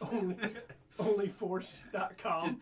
You could be walking into the counselor's room, the council's chamber, and Yoda be like, "Ah! Nothing I was doing, sir." Don't view. So that. Sir, You that you would Sir, have. that's Why that's is Janet down in fucking records, in man. accounting? That's Jedi accounting. Janet down in records has an Only Force website. Only Force website. Our fan page. And I noticed that you were on it. Pervert I am. Yeah. Well, you gotta leave these poor monks. They don't get nothing, man. Low as the eye was. Did you know that they even have to be like some of them are allowed to have families or have marriages and have kids, but you basically have to go to the council and be like, "Hey, would it be okay if I did the hoobie doobie?" And they're like, "Yes, hoobie doobie away." And then you can go, then you can go hoobie doobie, but you can't be all about it. You can't be loving that hoobie doobie. You got to be like, this is business. Yeah, you got to hoobie doobie for the sake of hoobie produce doobie. more Jedi. And then when you're done with the hoobie doobie, you're like, "I'm out. Gotta go to work. Be back in a couple years. Gonna be back in a couple of years." Listen, Gotta do more hoobie. I know that we did that, and I know you're pregnant. But listen, Linda. No, they literally Bye. Because I think Felicia. Plo Koon, I think Plo Koon has a family. He has a family. He's one of those guys that was allowed by the order. Yes, this is fine. You can do this. But then, if his wife was to die tomorrow, they've basically inaugurated him in such a way that he'd be like, "That is a shame. She's with the Force now." Look, I know you want to crack a joke or like bring up that Seth would have been a senator. No, Seth would have worked at the gas station I fill up at. Space gas. Am I wrong? You know what? Oh, he's saying that might have been Mundi. That might be who I'm thinking of. One of the Jedi one of the actual guys on the council is allowed to have a family. I can't remember exactly who it is. Kiadi Mundi also has a family, but he has like no life with them. But he gets to have one. But that's exactly what I'm getting at. He's just like, "Yeah, I got a family. I love them dearly. Where are they? I don't fucking know." Out there. Look, all right. Hey, I'm a single fucking space trader smuggler guy in this universe. I mean, I've had flings all over, and the reason why the Jedi leave me alone is because I produce little Jedilings that they can, go abduct. They can go abduct. How many kids you got, Nick? I don't know. 4. Where they at? Kidnapped, probably. I don't fucking know. Nope. Hey, Nick, how many kids you got? Uh-huh. None that I know of. How many new Jedis came in these last 3 years? 487. Don't ask where they came from. Dude, I'm telling you. Like I said, a flip of a coin. I'm not a rich exec. Let's say I was force sensitive. Now, I do, and like Nick said, I keep my personality. We all keep our You're a Sith. You're plotting. The council's like, you can't have that. I'm like, why? That's dumb. Yep. Yeah. Why? That's dumb. What are we fighting for? protecting people is what we do, right? We're supposed to be protecting. But if I have nothing to protect, doesn't that make me like not care? Yep. Like, I think you guys are doing this all wrong. In fact, I like to talk to management. Where's Yoda? I need to talk to management. Because we know Yoda, because we live pre-order before. Yep. But Yoda's 900. He motherfucker's a grandmaster. 900 years old you are. So he is our grandmaster at the time that we're alive. So I'd be going up to him and be like, yo, this shit is whack. I can't have that. That chick is hot. I can't have a girlfriend. I can't have a girlfriend because you think if she dies, I'm gonna fall. Bitch, that ain't how it works. Yep, and then he'd spout off some Jedi knowledge shit to you. Listen here, and I'd be like, listen, man. I'm just saying, if you can't get with the program, then you gotta go Dooku. Listen, man. You gotta do the Dooku that you do. Because Dooku got tired of that bullshit and he left the Order. Listen, that was partly why he left, is he didn't believe that the Order was what it once was and that it stood for what it once There's did. actually a possibility that at this time, Senator Palpatine, I don't know if he would be a senator yet, or even a... He would have been a council member, probably, So- maybe not a senator. So... He was working his way But up. he would feel he's a Sith Lord. We don't know. He knows he's a Sith Lord, and we know how strong he is. So he'd be sensing my fucking irritation, and be like, "Yo, come here. Let me talk to you." Yo, come here. Over there in the corner. Let Let me talk to you about secret shit. I'm like, "Okay, what's up, man?" And be like, "Hey, man, you hate this place, right?" I'm like, "Man, I'm starting to get pissed off at this place. Like, they tell me how I live my life." Good. Yeah, no, I mean, it's not good. It's not good, dude. That's why I'm irritated. It is good. You're kind of a dick. I'm about ready to get pissed off at you. I do get pissed off at you. And he's like, "I love it. Get mad." I love it. Get mad. Dude, this is Then fucking your weird. first steps will be And then complete. I feel your anger. You're about to feel my fist if you don't get out of my face. And then he lifts you up like a rag No, doll. because at the time, I think he's just an older guy. I don't know that he's more powerful than me. Yeah, until you start threatening him, then he'll lift you up like a rag And be doll like- to show you who's the boss. And And you be- go, dude. Dude, you want to shoot lightning? That sounds awesome. See? Sith shit. Yeah, And no, then that's exactly and then be like- exactly what we said. He'd be like, "Hey, Shane, well, you were born with brown eyes? Yeah, I hate that color. You want yellow? That's better than brown. Follow me." I'm like, Let's "Okay, get cool." you some Jar Jar eyes. And then the next time I go up to Yoda, I'm like, "What up?" He'd be like, "I said something off about you." There's Why? something off about you. Gray your skin has become. By the way, just to let you know, this is me putting my 2 weeks in. I got another job. You'd have to. Oh, by the way, I don't want to. Unsettling. Realistically, you would leave the Order, if you were even part of it, you would leave the Order specifically because, just like Dooku, he left the Order. He didn't. He believed, from what I understood, he believed that the loss of Qui-Gon was the Council's fault and the Jedi's inactivity to do the things that they were supposed to do. Now, the sad thing is, if I wasn't Force sensitive, guess where my ass probably would have been? I would have been working at Coruscant at the Capitol. Because I probably would have been, one of the council members of the Senate. Because I am a diplomat at heart. I prefer to speak with words and not these. So if all four of us, we'll say that Seth is here. And Seth is working at the space gas station. The space gas. So station. theoretically, let's say Filling up my spaceship. theoretically, there's four of us. We're putting this Star Wars universe. We do have a high probability of being Force sensitive. Let's just all four of us do. Let's say all four of us were Force sensitive, and then the men in robe came and be like, "That's mine." And we all turned out the way we are. You're Sith, Bill's a Jedi. I'm off on my own doing my own And what about thing. Seth? Where's Seth at? You honestly think now Seth might, is probably heading your direction. would he be dark because you guys are putting me at the Sith level? Would you think he? I'm pretty sure with Seth's anger and stuff, they expelled him from the order.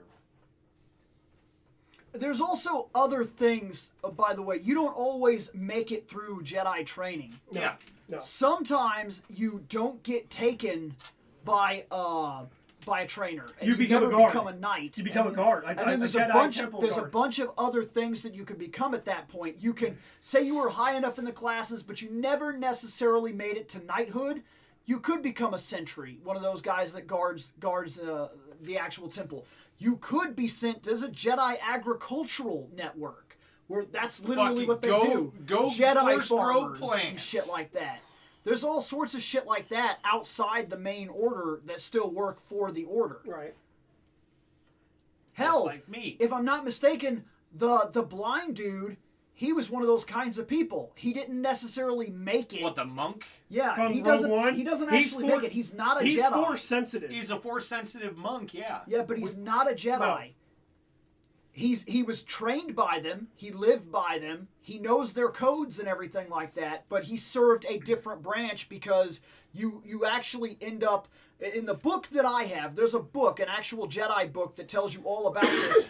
That should you make it to the point of being trained and you make it past all this and then you don't get accepted into the main order, there's a whole bunch of other jobs. There's a space corps that literally, like when the Jedis need to go places, that's what you are. You're one of those guys that you were trained to be You're a a pilot and transport things like that. specialist. You're a transport specialist. There's all kinds of stuff like that inside the order that you still grew up in the order. You're still force sensitive. You still drink the Kool-Aid. You believe all this shit. But in the long run, you just have a basic everyday let me tell job. you this. Let me ask you this now. Yeah, because this is important. For me, at least. Realistically, no joking around aside. If I'm a Sith Lord, or if I'm a Sith, I'm not saying I'm a Sith Lord, I'm a Sith. I'm an apprentice. I'm obviously the apprentice. Obviously, Palpatine's right there. I am the apprentice. What are you about You're to ask? fired. What's my name? It's always got to be Darth. But what? Darth what? Dead. Darth dead? Shit. There's a reason. Why would I be Darth dead? Because I find it hard to believe that you're going to match. If there is a rule of two, someone's going to kill your ass so they can sit underneath the Emperor. But Yep. what if the Emperor taught me? And there's how two to guys, and there's two guys on the way that do killing. Yep. There's an angry man that's red and black, And then and there's he a does some killing. angsty teenager. And then there's an angsty, I murdered them all. Now this is before. Now how many? Depending on how many years before Anakin's even born, I live. If I'm already that apprentice, maybe he skips over. Oh, and by the way, if we're going that far back, Palpatine killed you, because Palpatine is currently, if we're going way far back, Palpatine is currently under the Darth Plagueis under the the boot Wise. of Plagueis Yeah. the Wise. And he can only be killed in his sleep because he was that powerful. Yep. While awake, even Palpatine couldn't touch him. Now we So could if say you're a Sith, not a Dark Jedi, if you're a Sith, you're dead. I'm gonna be honest Well, with you guys. hold on, I'm gonna be hold honest. on. Can I be completely real with you? Because of my attitude and the way I know I am, I know the kind of person I am, and deep down I know. I never saw myself as a Sith. I always saw myself as a Dark Jedi, but never a Sith. So what Dooku is, I feel like I would be Dooku. He was never Yeah, I'm telling you, he was not. If you look at the movies and you look at the logic and you look at the mythology that's laid down on screen only, was Dooku is not a Sith. Yeah. He never had the eyes, and he never showed a complete dedication to the dark side. Let's be real. Yes, did his he own studied it, he dabbled in it, and he used it to gain power for a purpose that he was moving towards. Without saying it, But he he's I was just never a realized direct something. Sith. without saying that, we all know what made him leave the order. I just realized something. The only time I would ever use Force Lightning would be to jumpstart my fucking hyper engine. So And you may never learn that, because that's an ability that has to be taught. And even though the Light Order does teach Force Lightning, that's a misunderstanding. They do teach it, but they only teach it to very specific people for very specific reasons. And they have to be sure that when you're taught it, you're also taught essentially never to use it. Yep. It is a It's best- very rare ability inside the actual main order. I mean, Yoda learned how to reverse that.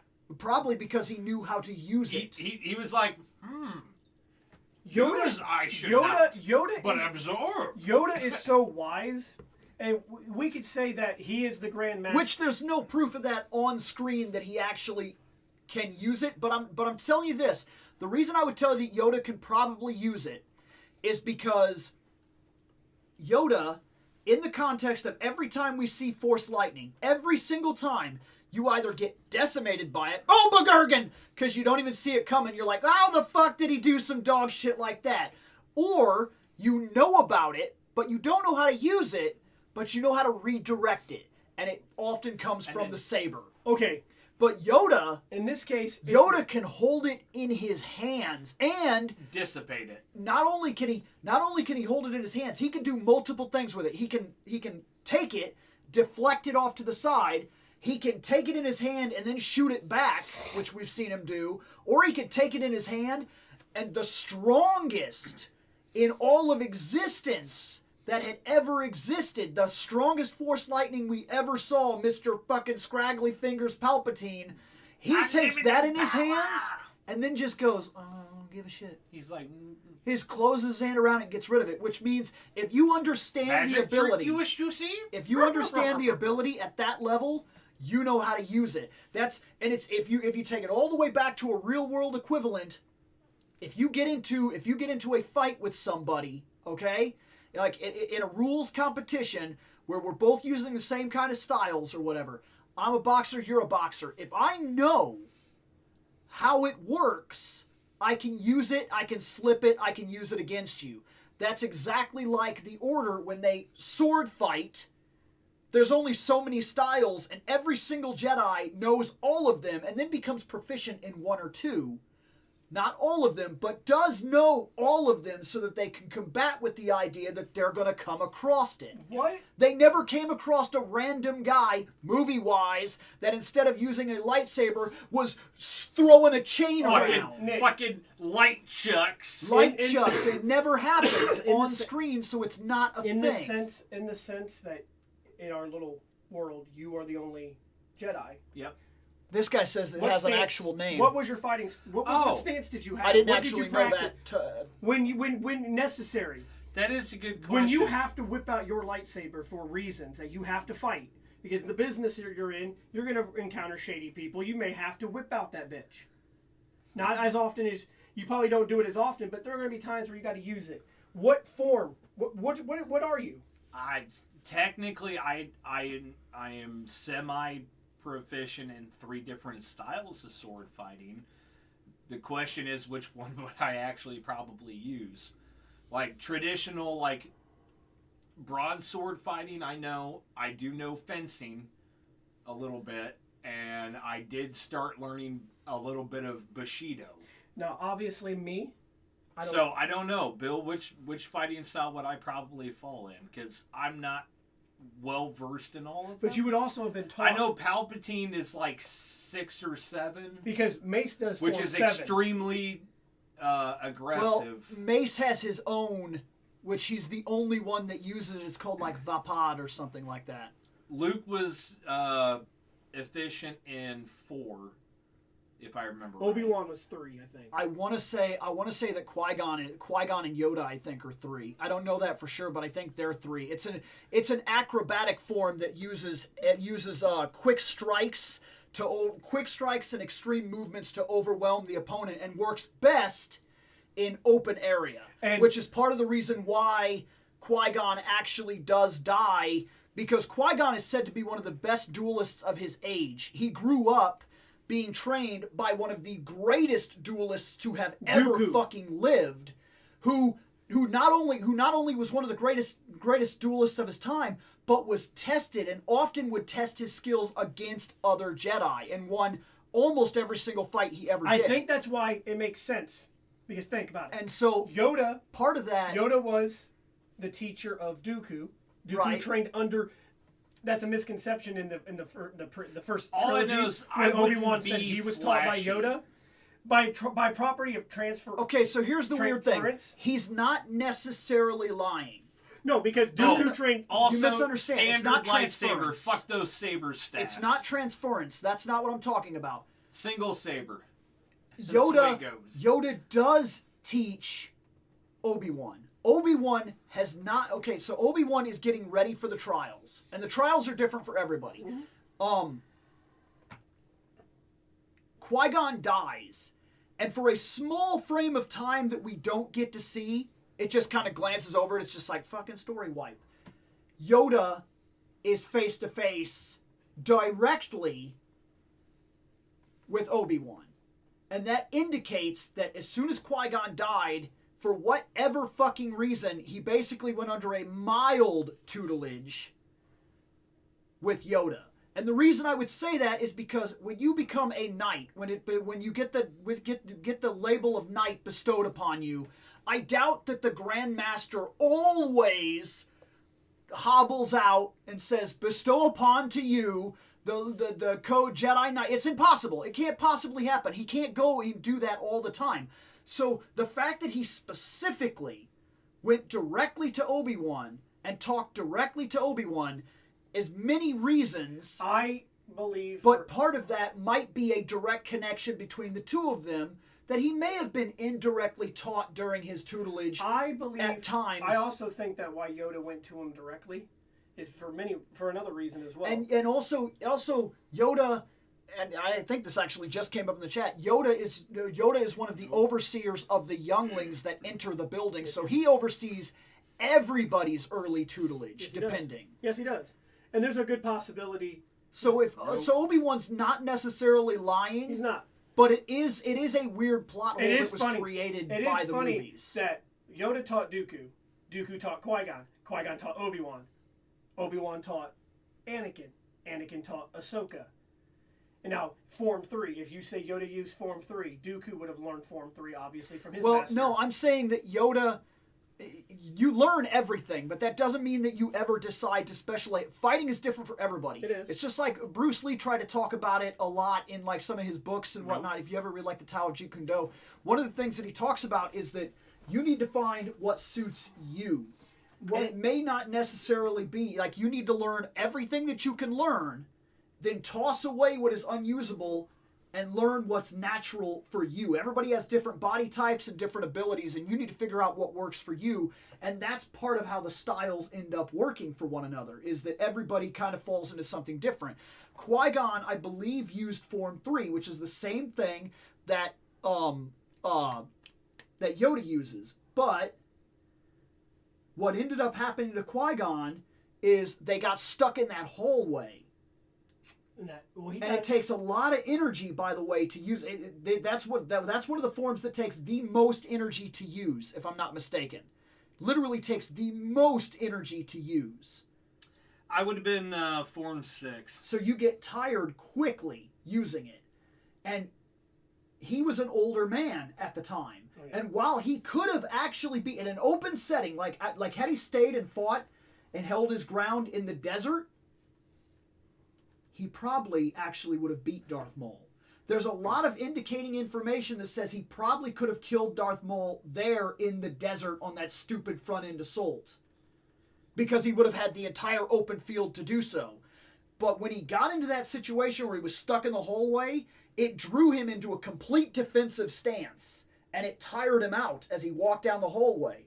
So then he tried to gain what little bit he could. He centered himself, he got on the ground, he waited out the time, he used the small seconds that he had while the doors were closed, he took those breaths, and he knew that bad shit was coming. He even prepped himself for death, which is proven later on when the Jedis that die, that know that ticket to actually bond directly with the Force, they prep themselves for death. They don't just die and then become Jedis. Force ghosts. They have to do something that actually puts them in that state of mind. He prepped himself knowing death was coming. Just which like again, Obi-Wan does later on in Episode 4 where he takes that breath and he puts the sword up and he says, "All right, I'm going to die." Yep. Where Yoda knows, Yoda says specifically, "Soon I will rest." He knows it. He's dead right now. Every Jedi that was moving that direction knew they were moving in that direction and then made themselves that ghost connection. Use the bathroom. Yep.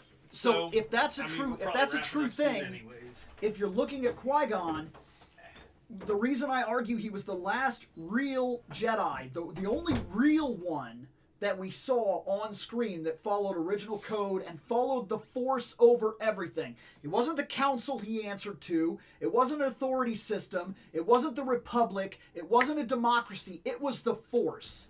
That's the only thing he followed and the only thing that mattered. That's what told him where to go. That's what told him what to do. That's what told him why to do it and how to do it. That was all that he followed, all that he did. I'm going to deactivate that and reactivate that. There, it'll refocus it. That's all he ever did. He followed the Force, 100% connection. And he knew he was going to die. He walks out into the secondary area where that hole is in the ground because they built that there for reasons. For reasons. It has a purpose, I'm sure. Just like those weird doors. I'm sure they serve some weird, legitimate, dumb fucking purpose. They served their part.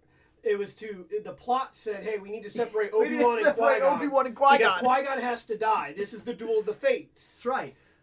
So when he runs out there to fight and he's using that form, he doesn't have any area to move. No. He's still stuck in a hallway because of the way it was designed. And we know that Obi-Wan uses that form because he shows it off. No. Obi-Wan uses a different form that is based highly in defense and is considered to be the greatest defensive form for all Jedis. It's said to be impenetrable. It's not supposed to be penetrable at all. It's all defense. Could be why he survived for so fucking long. It is. He's actually considered the greatest master to have ever wielded that form. I can't remember which one it is, but that form is a defensive form. It specifically focuses 100% on taking care of your own person, not looking for strikes, but because you're complete defense 24/7, you're looking for the other person, the aggressor, to make a mistake. And when they do it, that's when you snap. That's when you do something. That's why when Grievous comes at him with all those, and everybody else would have been like, what the fuck? He doesn't panic. He goes into a complete defensive stance, and he only attacks when the opportunity makes sense. That's how he beat Anakin. Anakin was mad, and he was aggressive, and he wasn't thinking. And he made mistakes. Anakin was stronger and a better fighter worlds ahead of Obi-Wan. So Obi-Wan was more took to the defense and waited it out, which is no different, by the way, than taking it into a real-world scenario. George Foreman, when he was moving back up the ranks at an older age to become the heavyweight world champion, he knew he wasn't a young man. He couldn't go in there and sidestep around the outside and throw hooks and tuck his chin and move into crosses and things like that. He couldn't do uppercuts and shit. He had to look for the opportunities he had, and he fought from cross guard. It was a completely defensive stance that utilized defense first and openings later. Basically, and as an older man that knew the game, he knew sooner or later you'd punch yourself out, or you'd fuck up, or you'd open yourself up. And he beat guys in their primes when he was in his 40s. And in boxing, that shit is amazing. It's nothing short of miraculous. Basically what happened was the same thing with Obi-Wan. Knew the game. Same thing with Obi-Wan. Experience trumps. Yes. And while Anakin was faster and stronger and younger, Obi-Wan was like, that's great. I have one thing on you, buddy, and that's experience. Obi-Wan fought from cross guard. He waited it out. And he only needed that one small mistake, one aggressive, stupid move. Ground. And he knew, by the way, that's another callback that nobody seems to pick up on. They're having a conversation during the fight. Yep. When he jumps off that thing and he lands up there and he says, "It's over, Anakin. I have the high ground." He's making a couple of different references. One, in the conversation that we've been having, in the ethical debate that we have currently been having during this fight, I'm the one in the right, and you know this. You know it. I can see it in your face. You're mad. I get that, but you know I'm right here. The second thing he's saying is a callback to something that he explained years ago to a Padawan that he was teaching, where he said, "This one time this guy fucking knocked me down, right? And he was sitting up there and he was gloating and he was hardcore and he was hitting the ground and he was talking shit. And I just went for it, man. I jumped over his head like a complete newbie idiot. And it was such a dumb fucking move that this guy just watched me do it. And I killed him. I think he was stunned that I did it. Then, knowing that he's passed this information on to his apprentice, he tells his apprentice, "It's over. I have the high ground. Don't do some stupid shit like I did." And Anakin's like, "Oh, I'm so fucking strong. You can't even fucking believe it. I'm the fucking Prince of all Saiyans over here, motherfucker." And he's like, "I'm telling you, and dude. now you have no arms or legs. It's really fucking dumb. I'm telling you. I shouldn't have got away." Okay, well, there you go. I tried to fucking tell you. That was really fucking stupid, man. You underestimate my power. And then he jumps and does the flip, and Obi-Wan's just thinking, "Man, you underestimate physics, man." Yeah, you underestimate physics. I can just do that. I can just, I win. You basically by we half survived Star Wars at least. That's only because of the paths that we chose. Normal guy stays out Now, of. if you did this again, And this time, and you will went do it to again. the Empire, it's a completely different story. And it would be the same thing with the New Republic. Yeah, you're talking very different eras that have very different rules. Under the Imperial rule, so we have very different slightly lives. prior to prequels, we all live. Yes. Because I'm boring. But still, Because he's But boring. nobody's worried about you. You work for fucking I'm rich people I'm rich. corporation. I have pools of fucking and money. I keep out of trouble and And they help really people. just don't give a shit about him. Yep, because I don't do Because anything. he's not doing anything. I don't do anything to undermine the Jedi Order. They're just basically. Because I don't give a fuck. Every now and then they're like, "Hey, you know that Nick guy? Yeah. Hey, What what's about- that Nick guy out to? He's somewhere fucking over there. Nah, he's fine. He's fine. We'll check on again in like a few months. See where he's at. I mean, I probably run shipments over to Yoda because I still respect the dude.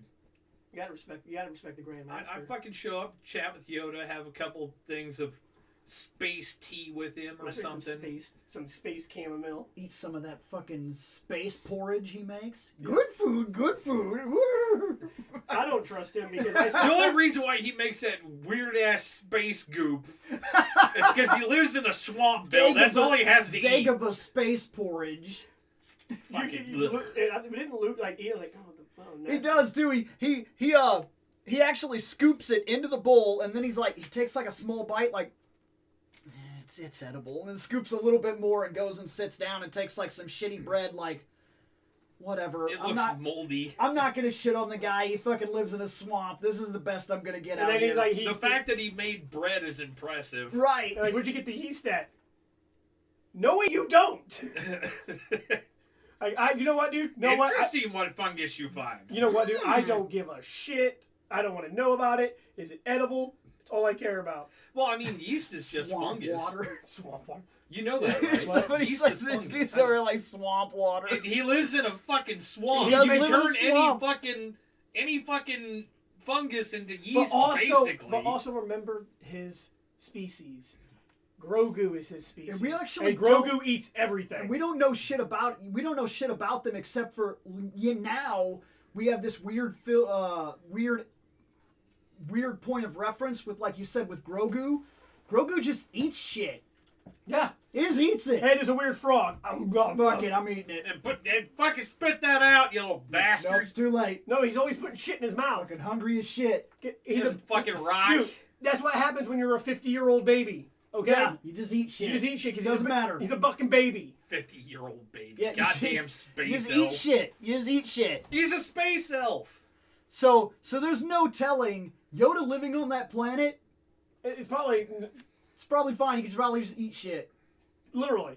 Who gives a shit? He's just like He's just out walking with his cane. He's like, ooh, snake. Tasty that is. Tasty that is. Think the force I shall. Yeah, the force I shall. Ooh, lizard. Ooh, weird fucking cave. I understand you. Not going in there. Go in that cave. Don't go in that cave. It's a terrible place. Terrible place. Dude, Yoda is that fucking old man. Terrible Zelda. that place is. Well, Yoda can go in there, and then the cave is like, I'm evil, and he's like, only what I bring with me is what you have. I have walking stick. You have walking stick. We walk together. Like, this is my evil side. Evil side looking good. Yeah. Fucking His Luke, stick is though, better than bacon. Luke goes in there with revenge, anger, and weapons. And Vader. What there. comes out is Vader. is Vader. Is Luke Vader. Luke is Vader. the thing that he's specifically moving towards becoming, and the thing he is desiring is a confrontation, a full-on confrontation with Vader. When Yoda tells him, he says, "What's in there? Only what you take with him." That is what he took with him. It gave him a little bit of a shock value. Where if Yoda is at peace, realizes the mistakes of his life, and is pretty much over the shit, and is just eating snakes and frogs at this point and dealing with it, the only thing that Yoda takes with him is waiting. Waiting for the person to show up someday. And he can pass the knowledge on. Yep. You do realize Luke is a dark Jedi in Episode 6, right? Yeah, in a way he is. But He if he force was, chokes a bitch within Well, the first 5 minutes of the movie. if he had been part of the Jedi Order that we saw, he would have been a dark Jedi because he pretty much ignored 30-something% of the teachings that were given to him through the instruction of Yoda and Ben. He also started his Jedi teaching at he 18. He embraced passions. He embraced love. He embraced the That's because, like I said, he started his Jedi training at 18. yeah, where he'd already developed into a man and made the decisions that were going to make him who he was for the rest of his life. And unlike indoctrinating a child, But you can easily it's a manipulate. lot harder to indoctrinate a 20-something-year-old man. When they're like, "Hey, we want you to do this." No, I don't like that. But this is how it works. That's not I how don't it's give a gonna shit. work. I'm not, Maybe that's how it works for See, you. that's why I But like a child, the like, this is expanded how it universe. works. Okay, that sounds right. Sounds The new right. Jedi Order I actually enjoyed more because Luke was like, "Look, I'll take anybody. Just fucking come on down." If you're force sensitive, I will teach you my it's teachings. like, here's how shit works. Here's how I did shit. Here's the mistakes I made. Try not to do those. And then he still makes those mistakes by going up to his nephew and being like, "Bzzz." Well, that's in the fucking movies. Which I don't know how I feel. I'm gonna be honest with you. I wish don't they think- would have went with the actual heirs to the Empire. I think that the more I look at it and the more I think about it, I don't think I like the Disney trilogy. No, So here's the the Disney thing. trilogy was bad. I don't know yet. I'm being very honest with you. I purposely have been telling myself this for a while now. I want to sit down with the movies honestly, not going in with preconceptions, not being angry, not thinking it too hard about it. I want to go in. I want to watch the first, not the original. I want to watch the prequel movies. Watch them. Just watch them and go, okay, yes or no. And I think I'm leaning towards yes. I think the prequels have aged in a way that maybe you were mad originally, but they're not nearly the kind of bad that people were making them out to be when they came out. They really are not. I think I lean towards an area now where I'm like, they're movies. I got a lot out of them. I saw a lot of things that I liked, and I still reference them today, and I'm still interested, and I would watch them right now. That would make them good movies where I'm coming from. And I'm going to watch the originals, and I'm going to fucking love them. Because we still love them. And then I'm going to watch the side movie because I fucking love that side movie. Rogue One. The series on Well, Disney we'd have Plus, to watch Rogue One, then the series episode 4. the series on Disney Plus Andor. Yeah, I've heard it's good. The second season, I think, is supposed to from what I think I read, is supposed to be 3 days before the mission for Rogue One. So I'm leads interested. into Rogue I'm going to One. watch Rogue One because I know I like that movie. Rogue And One was then- good. Then I want to sit down with the new Disney trilogy, and I want to just watch it. You forgot Solo. What? You gotta watch Solo. What? What? You can't. No. You got to go in there with a clean slate. Solo. Gotta have to You gonna watch it. it with me? I have watched it. No. You gonna watch it with me? Yeah, I'll watch with you. I still haven't Then seen maybe it. I will. Maybe I'll watch it. I mean, I still haven't seen it. I had no urge to. You're not really missing anything. It's actually, out of the side movies, it's the worst, obviously. I actually think it might be the worst Star Wars movie made, period. I don't know yet. I The need to Christmas rewatch special everything. might be at a slightly higher Okay, level. if we're getting that far into it. Then Solo's a masterpiece. But no, I do want to watch. What about Life Day? I want to watch them again. Because look, I watched them when they came out. I watched them when I bought them, and I haven't really touched them since then because they didn't feel right to me. They felt off. I want to watch them again. Now that all the preconceived notion is gone, now that all the hype is gone, and now that they're just movies, now I want to watch them with nothing connected and go, yes, no, well, I'm not buying those again. I want to know where I actually stand with them. And truth of the matter is, until you've watched a movie, at least, even if you hate a movie, this is true, you have to be away from the hype. You have to be in a mindset where you don't have a preconceived opinion. And you probably need to see the movie at least twice before you honestly make a decision as to whether or not a movie is good or bad. Here's my thing, though. And it's hard to do, because I've had movies where I've watched them and been like, this is fucking shit. And then later been like, huh. I'll tell This you ain't one that movie bad. I will never change my mind on, and I never have to watch it again. I watched most of it once. All right, part of it once. I woke up like halfway through the movie, and it was still bad. The prequels, So it's like I watched it twice. prequels is You know what basically movie?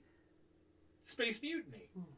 Never have Prequels- to watch that again. prequels is basically Star Trek Enterprise, but at least it aged like a fine wine. I'm not sure which you're referring to, aging like wine, because I love Enterprise. I'm just gonna say it. I love it. So Enterprise is good. if you're kind of dogging Enterprise, we're not sitting on the same page on that one. I actually think that's fantastic. Haven't seen any Star Wars movies since. Initially, I watched the worst possible episode of Enterprise, so I hated it. Haven't seen any And Star then I Trek. watched the whole series, and it was good. Haven't seen any Star Wars movies since Episode 6. Then you're just kind of denying yourself. I mean, There's Live parts however of the you want. prequels that were all right. live however you want, but I mean, until you actually watch something, you can't really determine whether Here's or the not thing. you'll like it on a personal level. And like I said, if you go in with preconceived notions, you'll just hate things anyway. That's the hardest thing to do. I can't tell you how many fucking things, especially in big fandoms. Big fandoms are a real problem. Because before you ever watch a single episode, before you ever see a single thing, before you ever reference a single part of the material, you already have an opinion about it. In fact, I can drive it back to a bunch of things that you've seen over the years that you didn't expect. You didn't expect. Okay, that right there, Motu. I told you, dude, fucking watch Revelation. And you laughed at me about it Because I don't like He-Man. because you don't like He-Man. But do you know that? Only from Memes and passed on information from other people Or giving you a and preconceived notion. I did watch a little bit of the older show, but not a lot because I didn't like it. So I thought it was honestly I thought it was stupid. I wasn't a He-Man fan, No, I know that. and because of it, when you told Even me though to watch he was it, more broke than Superman. when you told me to watch it, I was thinking, not my fandom I guy, know. not my fandom guy. And I get that. But then you talked me into it mainly because I wanted to hear Mark Hamill as Skeletor. I won't lie to you, that's the one reason. No, I get And it. then as I watched it, I'm like, okay. But that I still have to also watch that that. also is a preconceived notion. Mark Hamill is the only thing that sold it to you, and that's what I'm talking about. Star Wars is one of those things that's so fucking big that you know about it before you see it. And that's a literal problem with media because it takes away your ability to make your own decisions. It really does. It's just like Captain Kirk. Every other fucking media thing that I see online makes Captain Kirk out to be a womanizer and spreads this idea. I hear this all the fucking time. Kirk and his green women. He never, ever, not even one fucking time in the history of all Star Trek ever had a green woman. Not even one fucking time. But you'd swear he must have because you see the Orion girls and you see Kirk and they're in the same show and Kirk is a womanizer. He is not, by the way. Kirk is a womanizer, and that automatically sets the foundation for your entire idea before you ever even view the property. You know what you think it is before you watch it. Yep. And Star Wars is one of those things. It's so fucking big. It's so fucking big. And big fandoms are like this, man. Gundam is one of those things that you're lost in it before you ever start in it. I can't tell you how many people go, what the fuck am I supposed to like? How do you even start Gundam? I don't even fucking know. I don't even fucking know, and I like it. It's too big. And I could tell people what I watched, but then again, if I tell people, you gotta start where it started. You gotta go all the way back to 1979 and watch animation that you could barely fucking stomach because you grew up in a world of Netflix animation. That's hard to sell to somebody. It's really hard to sell to somebody, even if it's good. And like, see, the thing is, I would almost try to tell people to go for a Gundam that you don't really enjoy, depending on what their likes are. Because if they like Dragon Ball Z, they might like I'm gonna say G Gundam. Because G Gundam has Dragon Ball Z Gundam. Yeah, it's essentially Dragon Ball Z Gundam. It is. If they like fucking angsty heroes, I'm gonna tell them to watch Wing. If they like, you'll get some angsty heroes out of fucking Wing. That ain't no joke. If they like space opera, I'm gonna tell them to watch Seed. Okay. Unless they're like, yeah, I don't mind the old fucking style fucking animation stuff, then I'll tell them to watch the OG. And yeah. But if they don't like old style animation, like they can't watch it because they dislike it so much, I'll tell them to watch Seed, because Gundam Seed is basically the same fucking story as Amuro. And then if you, like this guy says, same with Rangers, he's right. He's right, because Rangers is another thing that's so fucking big that if you've never seen it before, you'd already have an idea. Beginning. Yeah, don't do it. You'd already have an idea of what you think it is before you ever watched it. It's our thing would be. It's hard to get to that point. Maybe tell them to go with Mighty. It's really hard to get to that point where you can walk into a property and give it a fair shot, because you already have an idea before you get into a property nowadays. Ranger. Oh yeah, I mean, I can't tell somebody, hey, what's a good Ranger series to start on? Oh, 1975 Go Rangers. Damn. No, because I haven't even seen it. Don't fucking do it. We reviewed those costumes. I haven't even seen it. So, but if I'm trying to sell somebody, I don't know if I could sell them on Mighty Morphin, and here's why. Depending on who I'm talking to, if I'm talking to somebody my age, of course, yes. Yeah. If I'm talking to somebody Gwen's age, no. Can't really sell them on Mighty Morphin. Too old. That depends. That depends, because if you go in with no actual expectation other than superheroes, you might be drawn in because of the fight choreography, and that might be why you're there. Or you might be interested in the fact that it's a Godzilla movie every single day at the end of the movie. Or you might be drawn in because, like Michelle, one of the things that she was actually liking about it when we watched it was it's Saved by the Bell. It's a different. It's kaiju, superhero fighting. Saved by the Bell. It's a bunch of different things mixed into one. That's what. Now, say you try to get somebody Gwen's age that knows nothing about that stuff. I would probably say Megaforce. Superhero space pirates. Yeah, but before you ever watch it, you're already going to have an idea of what you think it is. And that's what I'm talking about with big fandoms, is that the problem is not even telling people where to start, it's how to start. I'm going to be honest with you guys. You have to start without a preconceived notion. You just have to jump in. I have been watching Dino Fury, the newest one. Not Cosmic Fury, that comes out later this year. Right. I've been watching the ones that set this, because these Rangers in Dino Fury are moving to Cosmic Fury, and the Pink Ranger will become the Red Ranger. Right. I want to know how that happens. Right. Now there's 2 seasons. Somebody gonna die. There's 2 seasons of Dino Fury. I'm in season 1. There's only 22 episodes per season. I'm already on episode like 15 or 16 of season 1. Me and my wife have been watching it. She actually likes this new series. Dino Fury's not bad. I mean, it really isn't. I mean, I know what to expect. I'm a Ranger fan. I know the cheesy, campy acting and all that stuff, the corny one-liners and all that stuff. I know all about that. I've been watching Rangers for 30 years. I think I know. So, And, Look, I'm big on 80s action movies, and that's all one-liners. oh yeah, but like when you're talking about watching something multiple times to get a perspective of it, let me tell you why I told you I don't know how I feel about the Disney trilogy, and I don't think I like it because here's why. Episode 1 I've seen multiple times. Episode 2 multiple times. 3 multiple. 4 multiple. 5 multiple. 6 multiple. 7 I've seen 2 or 3 times. 8 and 9 one time apiece. Now stop and think about that. One time apiece. But when you went in and watched it, if even one part of it turned you off to it, Oh yeah. to the point where you didn't watch it again, you may have never actually analyzed it to see what the... Stop and think about this. You put yourself back, because this is going to be hard for you to believe.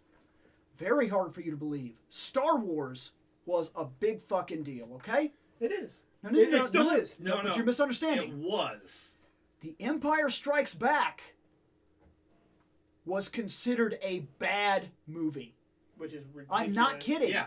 Which is considered the Now probably it the is, best. because people have had a chance to reanalyze it after all the hype is gone and say, oh, holy shit, that's what this was about. I've seriously thought about going back and watching it in chronological order. This has happened many times with movies. Oftentimes, if you go in with an expectation and you watch it, you've automatically made a determination, and then when it doesn't give you what you want, you don't analyze it and you don't figure out what the director and the storyteller were trying to say, what the story was. And stories are subjective to certain ideas, and if an idea turns you off, you may be done with it and you may never get anything out of that movie. You may move on. Sometimes you have to remove yourself from it, watch it again, and then go, I've thought about it. okay, well, this part works for me, or this is simply bad, and then you get rid of the movie. I thought about it. I honestly thought about going through it again. I want to. I know what turned me off on the last 2 movies. I know. Episode 8, near the end of the movie. Not for, dude, episode 8 for me. If I had to point, Episode 8, near the end of the movie. For what turned me off? obvious reasons. What turned me off? It's not obvious for me. I don't remember that movie. I'm That dead serious. I don't episode remember 8, it. near the end, is where Luke died. Where Because he projected Okay. himself. Nope, I'm going to make an argument here. This is a weird one. And I know the reason why they did it. It was to remove Luke out of there so that Nope. they could usher in the new era. Nope, that's fine. Nope, but see, that's an irritation point. I'm going to tell you something about Luke's death. Just to play devil's advocate right here. Luke got the best death in the entire history of Star Wars. You want me to prove it to you? You'll have to. I'm try real quick. I'm serious about this. Stop and think But about this what I'm part about to tell you. But right here, I just want to let you know that Luke's death, while for me was irritating, it wasn't what killed me on that movie happened before that shit even happened.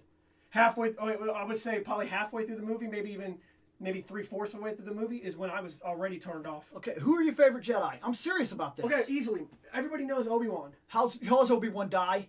Vader. How's he die? Really be serious about He's this. old. And a fucking old man with a cane, essentially a walking stick at this time, because that first sword fight is fucking trash, and you know it is. The first sword fight of the series is trash. Yeah. And he dies from, Yeah. I think I got him. Basically, Vader did a baseball swing. He's like, A straight up baseball swing. An unchoreographed, really shitty, no talent, would literally be dead in a sword fight baseball swing. Vader basically, just for this one moment. And dropped. Obi-Wan just took it. Yeah. He took it. After fighting poorly for an entire fight. Ugh. Shit. It's shit. It is. It's shit.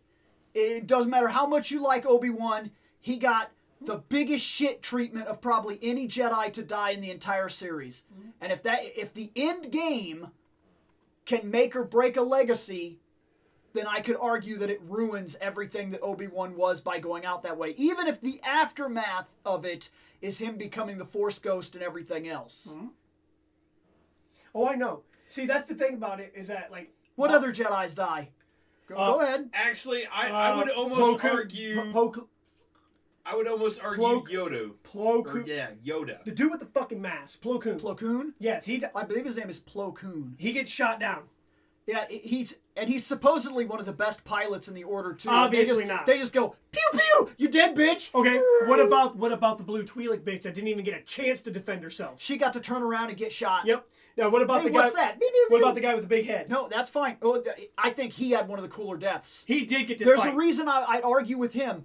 How do you kill a Jedi? There is actually a way to kill a Jedi, and they teach you this in different mythologies and whatnot. That the way you kill a Jedi is to overwhelm their senses. Yep. He was running. Yep. Everybody was running with him, and then he stops, and Ki-Adi-Mundi runs out and doesn't realize it because he's, guess what? Exactly like I said, Qui-Gon followed the Force. Ki-Adi-Mundi at that time was following his instinct, and his instinct at the time was all fight. All fight. We're fucking fighting. This is it. We're in the fight. And unlike Yoda, who sensed his death coming and said, oh, what the fuck are these guys? These guys fucking walking up on me? He never seen it coming because he wasn't following the Force. He was following an instinct. And he ran out into the middle, then realized nobody was running with him, and was like, what the fuck is going on? And turned around, and every gun on the battlefield was on him. And he says, motherfucker! And they start shooting. He's like, doo. And he does what he can, but there's no winning. He gets to go out a hero. That was interesting. I'm fine with his death. I actually am. In truth, I would argue Yoda had the best death. Kit Fisto. He's the tentacle guy, the green tentacle guy that went with Palpatine. Fucking tragedy. Yes. Slow stab move. Other council member who I don't know his name. 80-year-old cut move. Okay. Mace Windu died. Out a window. No. Mace Windu also gets a fair death because he has an entire lightsaber fight that, by the way, was basically, it wasn't even necessarily supposed to happen. And then they tell this poor little old man at the last moment, because if you look into the background of it, that little old man was not supposed to fight at all like that. And then later he comes in and basically George Lucas is like, you're gonna have to learn this choreography like real fast, like right now. You're gonna have a lightsaber fight. God damn it! Come on, I'm old. And then they basically threw him into the middle of it, and they do a pretty good fight. It is a decent fight. And then at the end, when he gets knocked against the window, and he's dumb enough to reflect a bunch of lightning into his face, there's at least a dynamic character moment there that takes place that to this day, if you ever watch reactions, movie reactions, people that have never seen it, when Anakin does that. While me and you are past that moment, people are legitimately fucking shocked when he goes wah. When he cuts his arm off and then gets fucking lightning blasted out the window. Like I've seen people literally cry because they did not see that shit coming. Well, my question now, I have a question. That's a good moment. Now, because we were talking about that scene, I want to know something. I want to know your opinion right now. And Yoda dies in a good way, too. Did Palpatine... That's what I was saying. I argue that Yoda had the best death. Did Palpatine lose to Mace Windu? Because when he was on the ground... Oh, yeah. That's a loss. It's an L. No. Did he lose on purpose, or was he overpowered I'm almost 100% sure because he was clouding the Force, and he was able to see things from the future from precognition. The Jedi could not see the future through precognition, and they were talking about it the entire movie. We can't see the future. We don't know what the fuck is going on, and our ability to use the Force is diminishing rapidly. He could see the future. He knew he had Anakin. He knew it at that time. So I think he took a big fucking chance. But I think he lost the final purpose. Because when I first watched it... maybe. You could make argument for the other way, but there's a lot of evidence there that he fucking lost that shit. Because he wasn't actually begging for life at that moment. In fact, you're going to tell me... we didn't get to see Darth You're going to tell me a Sith Lord with that amount of power was dumb enough to just electrocute himself that fucking long? No. He was playing an angle and he knew what he was doing. When I first watched it, and I watched Mace Windu put him down to the ground, my mind was like... Now, I think had that fight been serious, Mace could have still beat him. I'm not saying that Mace couldn't have beat him. That doesn't diminish Mace's skill, but I think the Emperor through the fight. Okay, because when I first saw it and I watched Palpatine go to the floor and Mace was like this, I was like, my mind was like, you're supposed to be this powerful Sith Lord, and this second in command. He ain't even the Grand Master comes in and is like, get down. I mean, the fact that he beat Yoda in a fair game in open territory where Yoda had the best possible advantage because his fighting style is literally built for open territory, and they fought in the Senate open chambers and he was completely fucking outmatched and he still won that fight. He threw that fight. He threw the fight. My favorite scene of any of the Star Wars movies, in my opinion, is when Yoda...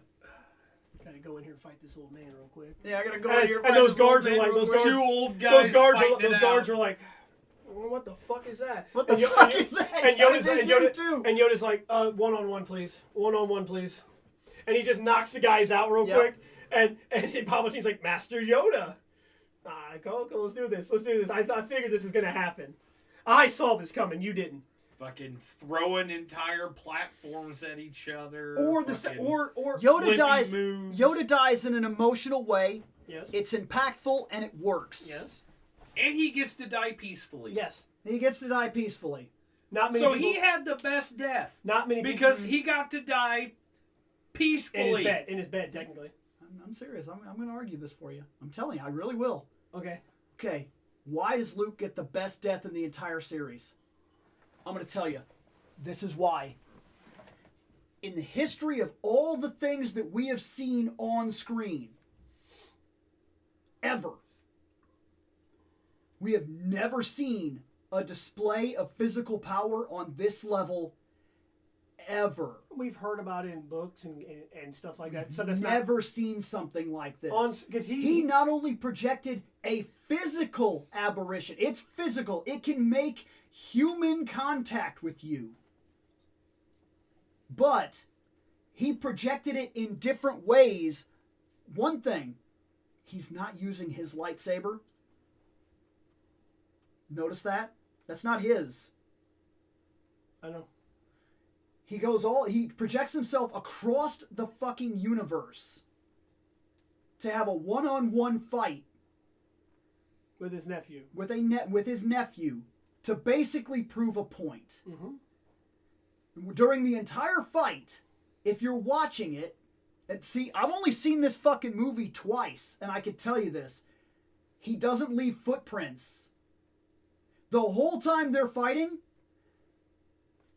the other guy is leaving footprints and moving the salt around. Luke doesn't, ever. And his sword can make physical contact. Mm-hmm. He could kill him right now. He's choosing not to. He's literally proving a point. And he's displaying power that we have never seen in the history of the Jedi Order. And it takes so much strain and power on his body to do something this ridiculous, while he's also providing a getaway and holding time for the entire rebellion to move forward, because, as they said in that movie, we are the things that they grow beyond. It's not up to us to guide the fucking future. That's not what we do. We set it up. They have to inherit it. At some time, the generation behind you has to step forward and become the generation at the peak to set up the world for the generation behind them. Luke's time is over, and it has been for a while, and it's time for him to move on, and he knows this, and he's proving a point by doing this. He's putting the next generation on their pivot point forward by allowing Rey to tap into a force so extreme, like lifting all the rocks and doing all that shit that she does. I believe that's also part of his presence, is allowing her to connect with the Force in this big, unreasonable way. And let's be real. And then there is a little flexing just to show his nephew, hey, you never stood a chance. You never stood a chance. In fact, let me take you all the way back to the fucking, they give him the lightsaber and he acts like an old douchebag and he throws it off the cliff. And then he tells Rey, he says, what the fuck did you really think? You were going to come here, hand me this, and I was going to face down the entire fucking First Order with a laser sword and save the rebellion? Get the fuck out of here. I'm going to go That's drink. I'm going to go as shit. Only to actually fucking do that. He actually walked out and faced down the entire First Order with the fucking laser sword, okay? And then got shot the shit up. Fucking forever because his nephew's such a little whiny anger fuck. And then when it's done, he just fucking says, bitch. Is that all you got? Come down, face to face. Come down here and do something. Nephew, face to face. Come down here and do something. Then he goes down there and he finds out that Luke's got hands. And you're about to meet them fucking hands. And your hands ain't never gonna touch his hands. Because his hands ain't actually there. Then after he wipes the floor with his nephew, he then just decides, all right, I'm done here.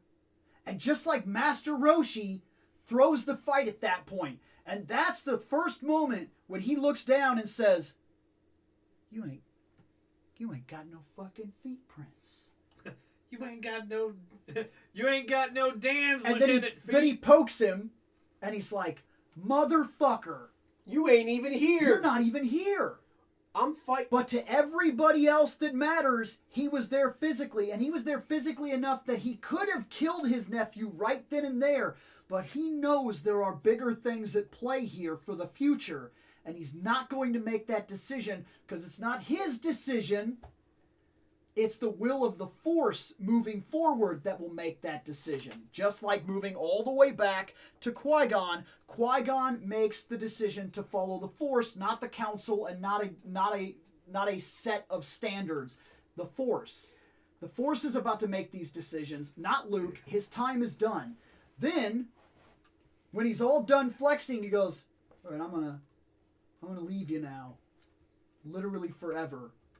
You guys figure this shit out and make it stick. And then it goes back to the planet where he's there. And he finally ends his shit and he's like, oh my god, that was some power right there. And then he fades off like Yoda did. But to really put this power into perspective, I want you to think about this. If that is an ability that Jedi have, why doesn't Yoda just project into the fucking throne room and fight the Emperor right there alongside Luke? Why? Why didn't he do it? While he's sitting nicely on it. Yeah, why doesn't he do it? Why? Because he fucking can't. Because that power is beyond even Yoda. Even the Grand Master could not have pulled a feat like that. It can't be done. Obi-Wan, if you choose to fight Vader, you'll do it alone. I cannot interfere. Because he can't do it. But Luke is on a level so extreme that even as a ghost, he can interact with the physical world, purposely catching the lightsaber and being like, hey, don't treat my shit badly. Please stop. You want to be like this? Luke displays a force of power on a level that has never been seen before and may never be seen again in all of Star Wars. And everybody hates it because it looks like he dies like a bitch. Of old age, basically. But he didn't. No, he died. He did something nobody else in the series has ever been able to do, or probably will ever be able to do on any comparable level ever. Even Palpatine couldn't project his body. And all he got was shit on for it. And I get that I'm playing devil's advocate here. But if you really want to dissect that moment that makes you dislike a big part of the movie, that's a huge fucking moment that you could actually respect on huge fucking levels. If you really wanted to. I mean, I'll have to watch the movie again. Oh. I've only seen it once. I also didn't like... Okay, I'm going to tell you what... So, you... And it also says, this guy right here saying, you could say that Luke achieved immortality on a... One that Plagueis or Palpatine never could. Yeah. It's not...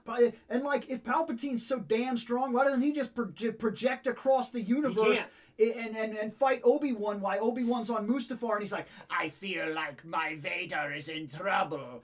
Go get my shuttle so we can fly slowly across the universe while I shake. Why do you shake? So excited. Yeah. The greatest fucking Sith Master in the entirety of the entire series, the guy we're supposed to be the most afraid of ever, is literally still playing fucking birthday party magic tricks compared to Luke Skywalker.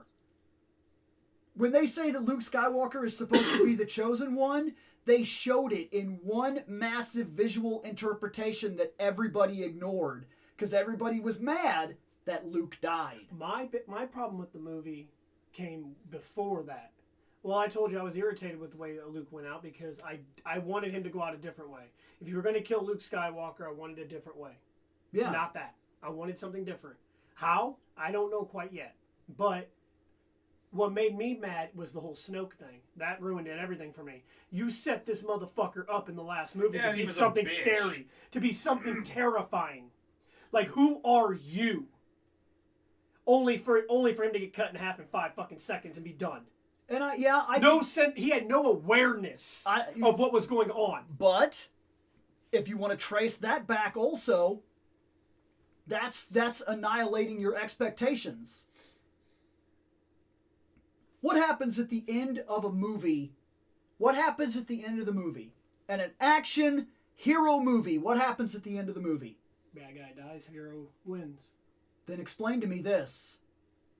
Why is Empire Strikes Back the movie often considered the best one? Because they lost. Oh, that's interesting. So you mean that by subverting expectations, many years down the road, all the people that were angry about that movie now look at it and go, fuck, that was good. The hero failed.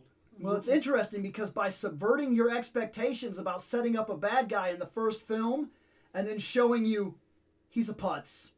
He was never a threat. That subverts your expectations and now makes you go, well then fuck, who's the big threat here? Oh shit. And now you're placed in an awkward situation because either Rey is the bad guy or Kylo is the bad guy, and you don't know which one. And then it turns out to be fucking Ghost of Palpatine. And yeah, then they throw that all away with Ghost of Palpatine. But look, that's what that movie did. And maybe after we could throw away our preconceived notions and watch it again, like what I want to do, maybe it was good. I don't know for sure. It could still be ass. Dude, but I don't know. I'm telling you that by subverting expectations, look, they kill Spock in The Wrath of Khan, and my dad was there. My dad was there. He said when you left the theater, it was like a fucking funeral procession. He told me he had never left a theater like that in his entire life. He watched the whole movie, was all, oh, this is fucking amazing. Spock died, and everybody left the theater, and nobody talked with each other, nobody clapped, no one was excited, and nobody was happy for the end of the movie. They were all leaving the theater like, I think I might hate that shit. I think I might hate that shit. Did you just kill a lovable character? Only for Dad later to go back and watch it and go, this is fucking fantastic. It is because it subverted his expectations. It took away the ending you were expecting. So your initial draw was to feel wrong because you didn't get what you wanted because you had an expectation going in. Then you didn't get what you wanted, and your fight or flight responses kicked in, and you decided to fight. This is dog shit. Yeah. I don't like it. I'm fully aware that when that dude died like a bitch, I was like, oh, well, now I'm going to throw a tantrum fit because I want that dude to be something. Right. And I get that, but going back and watching it again without the expectation, you may find, it may still be shit, but you may find that maybe that's fucking brilliant. That's why I want to watch the movies again. I honestly want to watch them, analyze them, and really decide where I sit with the films. Leia Mary Poppins herself back into the ship. That's dumb. I can't say that I'm excited about seeing that again, That's but dumb I as need shit. to see it and I need to analyze when it. Leia gets basically jettisoned from the ship and she's floating in deep space, but she Mary Poppins herself back into the ship. If she is a twin... You do realize... Yes. Jedi have that ability. Yes. But if she is a twin sister of the Chosen One, is she not also, as Yoda once described, no, there is another. And think of all the things that she's accomplished and all the things she's done in her life and the feat of power that we see from Luke later on. And if Leia is said to be also the chosen one, a chosen one of possibility, does she not also, even untrained, possess powers unimaginable. Oh no, compared to she got a anyone little else. training. She was She quit her training Yeah. on purpose, though. Yeah, but And Luke did even teach her. after, think about that. That's a person that, like Luke, took on training at an older age, only got so much of it, and then said, "I'm fine, thanks." I learned enough. And then was able to pull off a feat like that makes no literal sense compared to everything else you've seen. But if they're basically gods of the Force, why are you thinking that space can kill them when other Jedis and robots have walked in space and we've been fine with it? It's because it was a Mary Poppins thing. Grievous walked in space and we just applauded him for it. But he had open eye sockets and fucking heartbeats, and he was in a can, but he wasn't pressurized. He wasn't pressurized. Why is he not dead? Why can Plo Koon walk out of the ship in the middle of deep space and have a fucking stormtrooper fight? Because he's wearing a mask. No, yeah. But everything else is exposed exposed. skin. And we're not worried about that. We don't know his species. We're so. not worried about that, but because Leia does he a might be thing, saying. because Leia does a thing that subverts our expectation, now we're pissed. You know a series that subverted your expectation? You thanked it for it every single fucking time, and I don't think it gets the credit it deserves? Dragon Ball and Dragon Ball Z. Every single time you thought you knew what the fuck was going on, Oh, yeah. you didn't know shit. Oh, the first time Krillin dies threw me off. I didn't think they were going to kill him. Zarbon! Yeah. Pretty boy Zarbon turns into fucking terrifying fucking alligator man. Think about how Goku wrecks shop across the entirety of Dragon Ball, and all of a sudden Tao Pai Pai shows up and beat him with a hair flip. Fucking bitch, get out of here. Little bitch. And Goku's like, did I just get fucking slapped with hair? You got slapped with hair. He's not throwing hands, he's throwing hair. And he's like, I ain't about to take that shit. I'm about to Kameha. This is the fucking move that ends motherfuckers, motherfucker. This is how we end big fights. Up until this point, every big fight. And I'm about to do it right now. Fight. And then he's like, fucking tiny beam, bitch. Little bastard child. And I would have been dead. In fact, he was dead by all the information that we were given until a Dragon Ball rolled off his chest. And then he was like, ow, that fucking tiny beam fucking hurts, man. Why does tiny beam hurt bigger than big beam? And then... It's because it's more concentrated. And he's like, God damn it, now I gotta climb this tall tower. And then think about how that series... I need some water. Tower. I need some water. Then that series goes even farther to subvert expectations when it gives you the big bad of the entire series and says... That's Daimyo King Piccolo. He's a bad fucking dude. And we do an entire thing with him basically wrecking the entire world only to climb the structure and the weapon that Goku has been carrying since panel 1 of the entire fucking book. He goes, oh, this is how I see God. Blink. This is how I see God. Yeah. Yep. He was carrying the key that opens the fucking lookout the whole book. Did you see that shit coming? No. But they were telling you about it the whole time with its infinite growth where it can literally send a bunny to outer space. I also didn't see it coming when Goku finally got to God, only to get his ass whooped by the caretaker. Yeah. And guess what? And then when you finally see past the caretaker, the guy that waters the plants, he's a bigger badass than anybody else you've seen. Who at first you think is God. And then guess what? Daimyo King Piccolo walks out. And you're like, why? But old. You're Well, like, no, because old. Daimyo was old too until he made true. that wish. until he made the wish to become young. And stop and think about how many times that book subverted your expectations and you said, I fucking love this shit. I love everything about me never knowing where it's going to go. And then you got, when you sit there and you watch Dragon Ball. But then big fucking fandoms subvert your expectations and you go, I'm mad.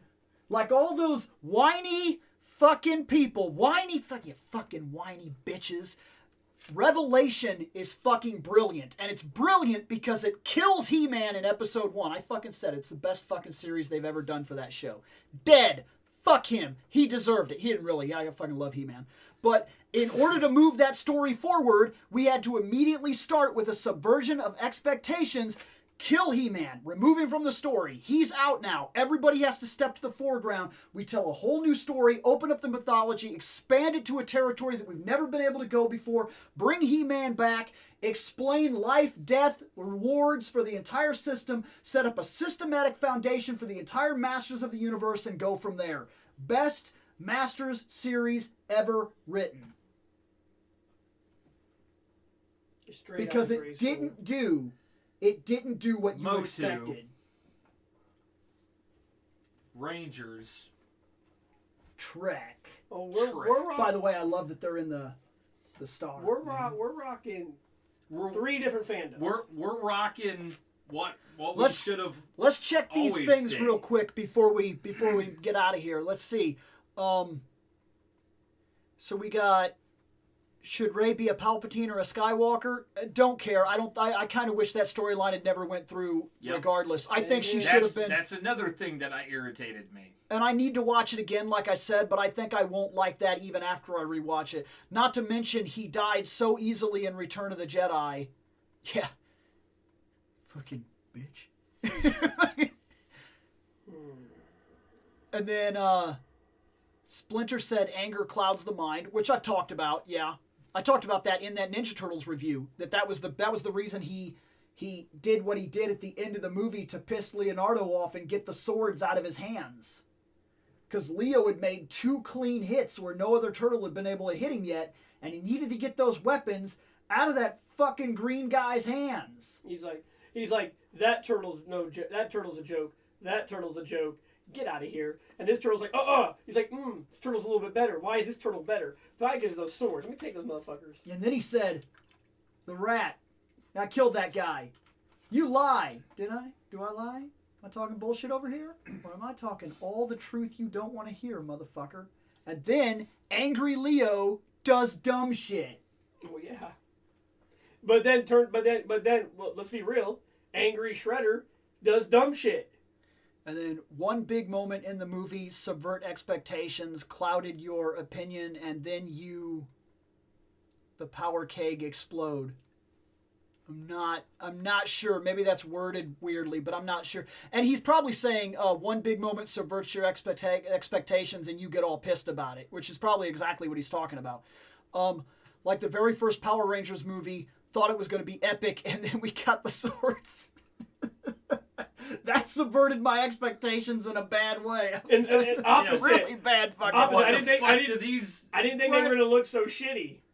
Well, Oh, I mean, shit. it was 90s CG, so. True, But then again, I can't You're really missing say quite that a lot. because we had entire shows made out of CG in the figured that. 90s, and they looked pretty good. they look better than Reboot. Reboot looked phenomenal. I loved that show. Reboot. You pointing at me. Okay. Well, we have All gone right. 3 hours today. Oh yeah. Yes. Much more than what we normally run. So I think we are getting out It's of because here. we were having a good time. Yes, indubitably. And I actually think we might. I'm going to go ask. We might be able to make that trip we wanted to make. But I think that's us for the Yeah. day. Enjoy, and in 2 weeks we'll talk about more stuff. Oh, I guess before we leave, Sario is actually doing streams. He does them on the regular, so go check out Sario Says. He's in the chat right now if you need to know that channel. He does them on the regular, and he plays right now he's playing a Pokemon ROM hack game, and it's called Pokemon Fusion, where that was pretty interesting. I sat in there for a couple hours and talked with him last night. I run my channel on the regular right now. I do all kinds of toy talks and fandom talks and things like that, and wherever the conversation takes me is wherever the conversation takes me. I'm also just starting in actual action figure photography, and I have 2 sets that are up so far on my Facebook, and then I'm also posting on Instagram. Shane. All I have is this. Shane likes to do this show, and that's what he likes to do. Nick does this show, and that's what he likes to do. No, Nick hasn't had the time or energy to try streaming again. That's fair. And Shane's That's debating doing It's it. I am technically a utility worker that works way more hours than he should be at this point in the year. No, that's fair. So, yeah. So yeah, and I'm debating whether or not to continue doing other stuff. But eventually I'll be back onto the streaming now that I've got that shit fixed. Because the one time I was able to actually do it on my own channel, I had no game audio apparently recording. Sweet. So Okay, and that's all our stuff. we'll see.